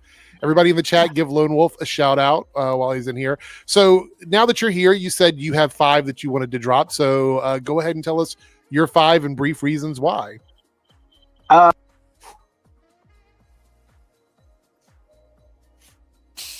happened? Are you there? Hello? Sorry. Okay. Yeah, I can I have to say these really quickly because I do have to get back inside and take care of my daughter, so All right. I can't take this too long. Okay. But number 5, I want to say is Jared Leto's Joker. It's just awful. I can't stand that performance. I hated that one so much. Let's get crazy. Yeah, no, it's cringe. Number 4, which I don't. This one was just bad. I really don't have anything to like elaborate on. But that is the last Jonah Hex movie. Oh. If anybody remembers that from like 2010. Oof. Sadly. Number 3, I gotta go with Catwoman. Yeah. I'm assuming you mean the Halle Berry Catwoman, correct? Correct. Yes. Okay. It's just really bad. It's just that movie I had to stop midway, and I was just like, I'm cringing so hard. All right. Fair enough. Number 2. This one was, I think so. Okay, Jake, you kind of mentioned this one, but I'm gonna bring a different version. Mr. Freeze, but played by Arnold. Oh, you could have done that there too. are some comedic elements. Yes, there are moments that I find funny, and I did watch that a lot when I was a kid. But the older I got, I was like, this movie's really bad, and I couldn't take it anymore. And then before I get to number 1, I do want to mention one honorable mention. Okay, it'll be very brief. Honorable mention I want to say is Bane from the Batman movie. The Nolan one? Wait, the old one. Oh, the one from the 90s. Okay, yeah. Yes. Batman Robin. Because he was just a rotting jock who had no personality, and he was just very stupid. Yes. And my number 1 has to be Tommy Lee Jones's Two-Face. Oh, that was almost on my list, so I'm not surprised. That was almost on my list. That's a rough one. I like Tommy Lee Jones, but I understand. So, all right, chat. Go ahead. I like him. No, you're fine. I like Tommy Lee Jones, but man, that performance was so bad because he's just the Two-Face. There was like only one scene of him being a good guy, and then or not a good guy, but you hear the other side of him for one moment. And then after that, it's just he's back to maniacal man, and then falls down in the water and dies. Right? Yeah. No, I get it. You get a little bit more of him if you watch the Red Book edition of Batman Forever. Oh, okay. Well, okay. I didn't know that. So anyway, thank you, Lone Wolf, for jumping on and giving us your list. And we should have you on again sometime soon, whenever you have some time. I appreciate it. Sure, you're welcome. I'd love to come back. All right, chat, give him a shout out. Thank you again, Lone Wolf, and get back inside. Take care of your daughter. So we'll chat soon. All right, there we go. Thank you so much. Low Watermark swinging in with a $10 super chat just to say hello. Hey, Low Watermark, it's good to see you. It's been a while. We haven't chatted. You're not around anymore. Where are you, Low Watermark? Where's High Watermark? Where's Medium Watermark? All right, so here is my quick 5, and then we're gonna see where the poll is, and then we're gonna head out. So my 5, in no particular order, is going to be Steel from the 1997 movie. I was thinking about it. What a weird movie. Like, if you subtract the fact that it's supposed to be a Superman type film, it's not bad. It's a funny 90s movie. But comparing it to like the actual John Henry Irons from the comics, there's just no comparison whatsoever. Thank goodness we got the version we got in Superman and Lois, because what a better version. He's the only actual character from comics that's in that movie. Everyone else is made up an original. Yeah. Number 4 is from Arrow, and particularly the later seasons, and that is, and not the actor, the character. I think the actor is incredible. Ricardo Diaz, the Dragon, Richard the Dragon. I did not like the way his story wrapped up when the last time we saw him. Yeah. So, if his story would have ended during the prison fight with Oliver, that would have been a way more satisfying conclusion. Yeah, it blew him up. Yeah. Well, okay, Darren, it makes sense. I'll push back. I won't spoil this for Ronan because he hasn't seen it. But the way that his story does wrap up, knowing what he does to a character from his past, the fact that his story ends that way kind of makes sense. Yes, except I thought he was very misused after the initial season that we saw him in. He definitely was misused. I wish there was more like intent with it. It was like, okay, it happened. All right, because he's one of the best fighters in DC, and in the show, yes, that's what I was expecting to see. Yeah, that's fair. That's fair. Number 3 may or may not be a hot take, and this one might actually be on someone else's list, so I do apologize if it's on your list for Thursday. But that is, and I love this actor, but hate his version of the movie. That's the 2011 Green Lantern with Ryan Reynolds. Like, as a one-off movie, it's fine. I think he's okay in the role, but he is not Hal Jordan. Like, not at all for me. I just feel like he's not. It sucks because I think he could be. He could. Like, I think he has, like, when he, and I know it sucks because he's literally just Ryan Reynolds, but I love the, like, commercial that he did with Grant, and when it's, like, him and Jordan, and I was like, I think Sinestro was incredible, but Hal Jordan not so much. Sinestro was incredible. Hal Jordan. I think if he was given a second chance, he might have pulled it off because he got a second chance with Deadpool, and he pulled it off. I'm ready to see what they're going to do with Hal in the DCU. I'm ready to see what they're going to do with that character as an older character. I'm comfortable with Kyle Chandler. Yeah, I feel comfortable with that. And number 2 is not Mr. Freeze, but from the same movie, from Batman and Robin. And I'm going to say Robin in that movie for me was not good. It's not the bat nipples because I'm down for bat nipples like all day, every day, bat nipple power. But like I just didn't like that interpretation. Chris O'Donnell. Look, you could probably go through that movie and pick out a ton of people that weren't right. He was one that just stood out to me where I just did not like that version. And so, yeah, it didn't work. That movie is so campy and over the top that you almost can't even take it seriously. But I think he's fine forever. I mean, yeah, I would say it's okay. He's all right as a cop on NCIS LA. So, I mean. My number 1 is a character that I hate to mention because I think this character got better somewhere else, but was actually absolutely awful in the season that we met them in, and that is Damien Dark on Arrow season 4. That character was nothing like the one in the comics to begin with, like just in Arrow season 4. Plus, he didn't fit the vibe of Arrow. It just didn't work. Once he got to Legends, he was a million times better, but still not a good version of Damien Dark, but much better character for the Arrowverse. I did not like him in Arrow season 4. And so that's why I put him on my list. I mean, so legitimate question. Are there any actual fans of comic Damien Dark? Because he's not that compelling of a character. No, I don't think he's an incredible character in the comics, but not, I don't. So my issue with his adaptation is he just wasn't right in that show, in that role. So for me, it doesn't even matter if he was the fidelity was the same from the comics. I would be like, I don't care anyway. I just don't think he was right on the show. So I will say though, the bit in Legends where he does the musical number, and that's my favorite part of Legends. That is my favorite Damien Dark scene. Return of the Mac, goated. I probably watched that scene. Yeah, I don't even know how many times. Anytime I play it at the club, I don't even think of Mark Morrison, the person that sings the song. I think of Damien Dark anytime I play that song. The references there go over so many people's heads. Yeah, no, it's so good.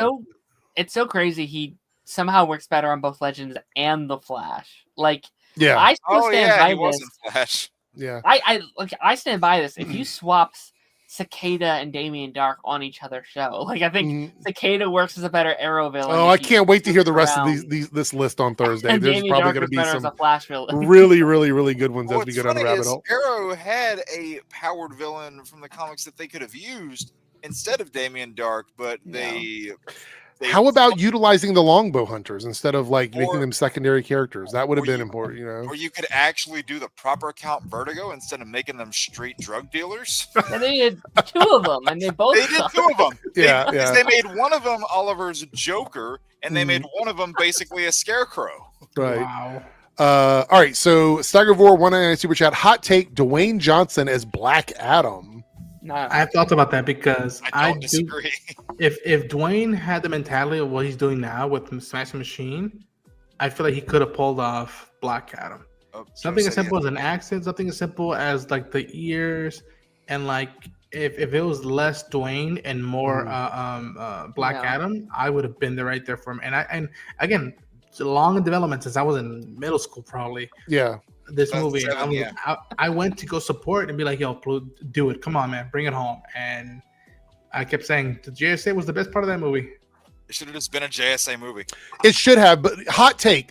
Might be a hot take even more than that take itself. Is I actually think the Black Adam movie and the cast that they had, if they would have done it as a JSA movie in the DCU, it would have been a million times better because they would have leaned into the fun more. I think.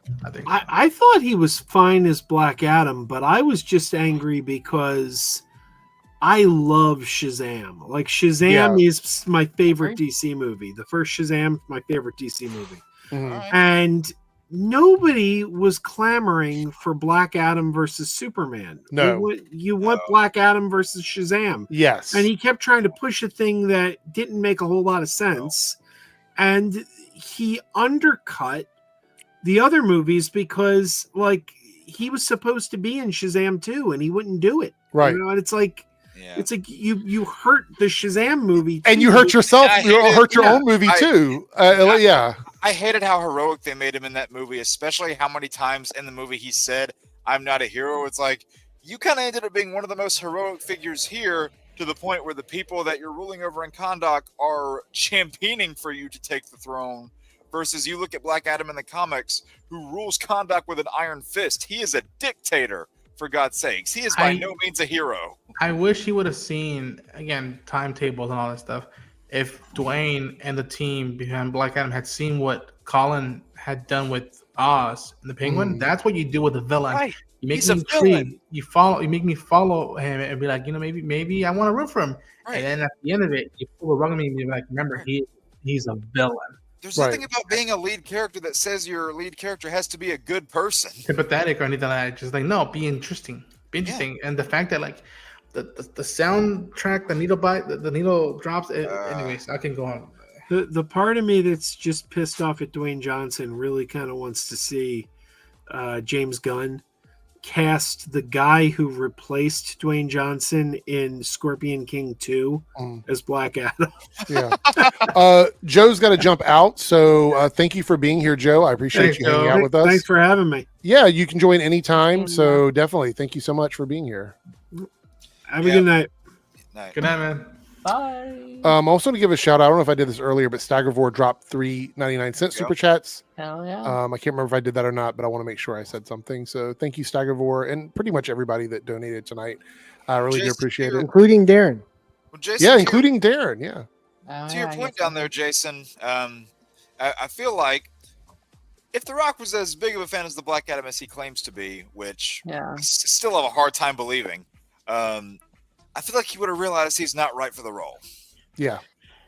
Wait, he said Black Adam was his favorite superhero? Yes, he did. Yes, he said that. Or at least he could have been. Again, maybe now it's in hindsight what he's learning to do with his career is like if he had that approach, that would have been the thing and whatnot. That would have been the way to lean into it and figure out a way to bring that character to life. Like, if Jason Momoa says he loves Lobo, I could buy that. Those two people, Lobo and Jason have so much in common between the motorbikes, the drinking, and the cigars. Like that is, he is Lobo. Yeah. I think and like I fall into this too, where it's so easy to think you like something, even if you actually don't. Like it's very easy to trick yourself into it. I do that with comics and stuff like that and stuff all the time, where I'm like, oh man, I love Flashpoint. I think it's so cool. Blah blah blah. It's like, hey, have you ever read Flashpoint? It's like, no, but it's cool. You know what I mean? So like, it's so easy to do that.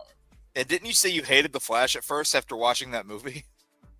I hated the movie. I just use that as like an example that like it's so easy to me. Like I love the like Ninja Turtles, the Last Ronin storyline. That's awesome. It's like, but you haven't read it. It's like, yeah, but it's still cool. Like I could see that being a similar thing where like he's been around Black Adam. He's seen the cover. He's like, well, that I relate to that. Maybe he's read some issues of it, but so it's so easy to fall into those traps sometimes. And if I was a betting man, I'd wonder if maybe that's kind of the situation Dwayne Johnson kind of fell into. Maybe. All right. Do we want to see what the poll selected for us for our Monday topic? Yeah. Let's do it. Let's see. I'm guessing it's the deaths. Let's see what we got here. We're ending the poll, and because we hit it, Yeah, this was very close tonight. I came up with some really good categories. Worst film sequels actually got the lowest with 16%. Wasn't the closest. The other three were pretty close. Best deaths in movies won with 32%. So we're going to talk best death in movies. Women in comics came in second with 28, and worst on-screen relationships with 24. So we may revisit those other topics in another stream since it seems like they're very popular. But best deaths in movies, top 5 best death in movies will be our list on Monday. So we'll be doing that one on Monday. But thank you guys, everybody. I feel like you can't call it the best because we should be crying. It should be the saddest death. Nope. That's our best part of a movie. Top 5 saddest death. If you can successfully pull off a good death scene, it's one of my favorite things a movie or show can do. Easily. Yeah, I agree. So Cameron says, did I see Gotham is leaving HBO Max at the end of the month? No. Yep, it sure is. Where's it going to go? Prime, Roku, Tubi? Like, what are they going to do with it? Probably Tubi. My issue is this is your IP. Yep. Like, this is your like the whole point of consolidating a streaming service is so you can take all that IP and put it in one place so that everybody can go and watch it. So now we're back to hunting things down. This is all prior to the Warner Brothers Discovery merger when HBO Max was put together specifically for this reason.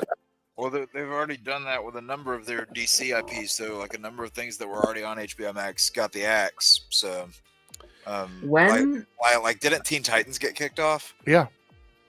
Yeah, Titans is on like Roku or Tubi now, or Plex, or whatever the hell that. Who uses Plex anymore? When HBO Max first launched, I legitimately said they were the best in the game. Right? Yeah, it was like all this catalog of good stuff.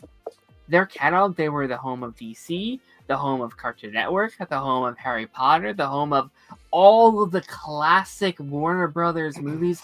Their catalog was undeniably some of the best in the game. They instantly put, to me at least, Netflix at competition very instantly. Oh, yeah. And they had a lot of great pitch, plus everything you're bringing over from HBO, Game of Thrones, and all these things, and plus new original DC stuff was come. It was like, how is anyone going to beat you?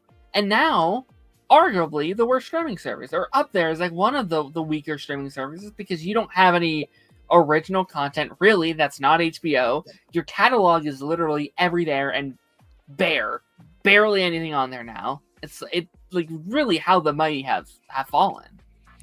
Chris says, Eric, you're preaching to the choir. Tell that to Zaslav. He'll keep ignoring you. Yeah, they don't care. Well, the problem is that he is financially helped the investors for the company and the top end people. So none of the stuff that affects the fandom matters to him.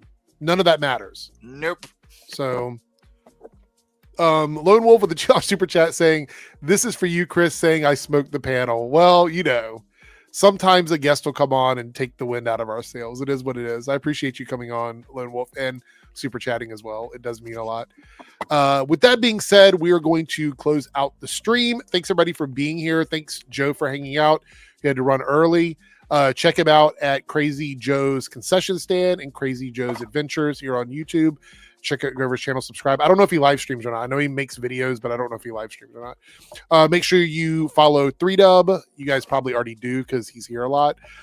Jake as well for being here on his 7 p.m. Sunday streams on Jake's Lost Levels, where he is Jake and he's going into Lost Levels. So check that out. 7 o'clock on Sundays.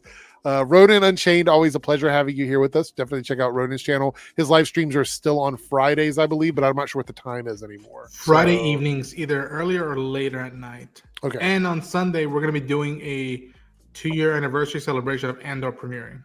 Oh, okay. That sounds like fun. What time? Yeah, for what time? Andor? Yeah. Probably like 7 p.m. PST. Okay. Damn it. I was going to say, if it was before mine, I would have so joined on that. Yeah. Darren also with the Pipeline podcast, after the credits, before the credits, behind the pipeline, Super Mario Galaxy, the movie, all of that. You can check him out on his channel. Go show him some love over there. He's also, I guess, are you a bigger member of the Party Nation now? Are you like producing it or something? Like, what is your role over there? Are you just a co-host or like what's the deal? Ambassador. Same as normal.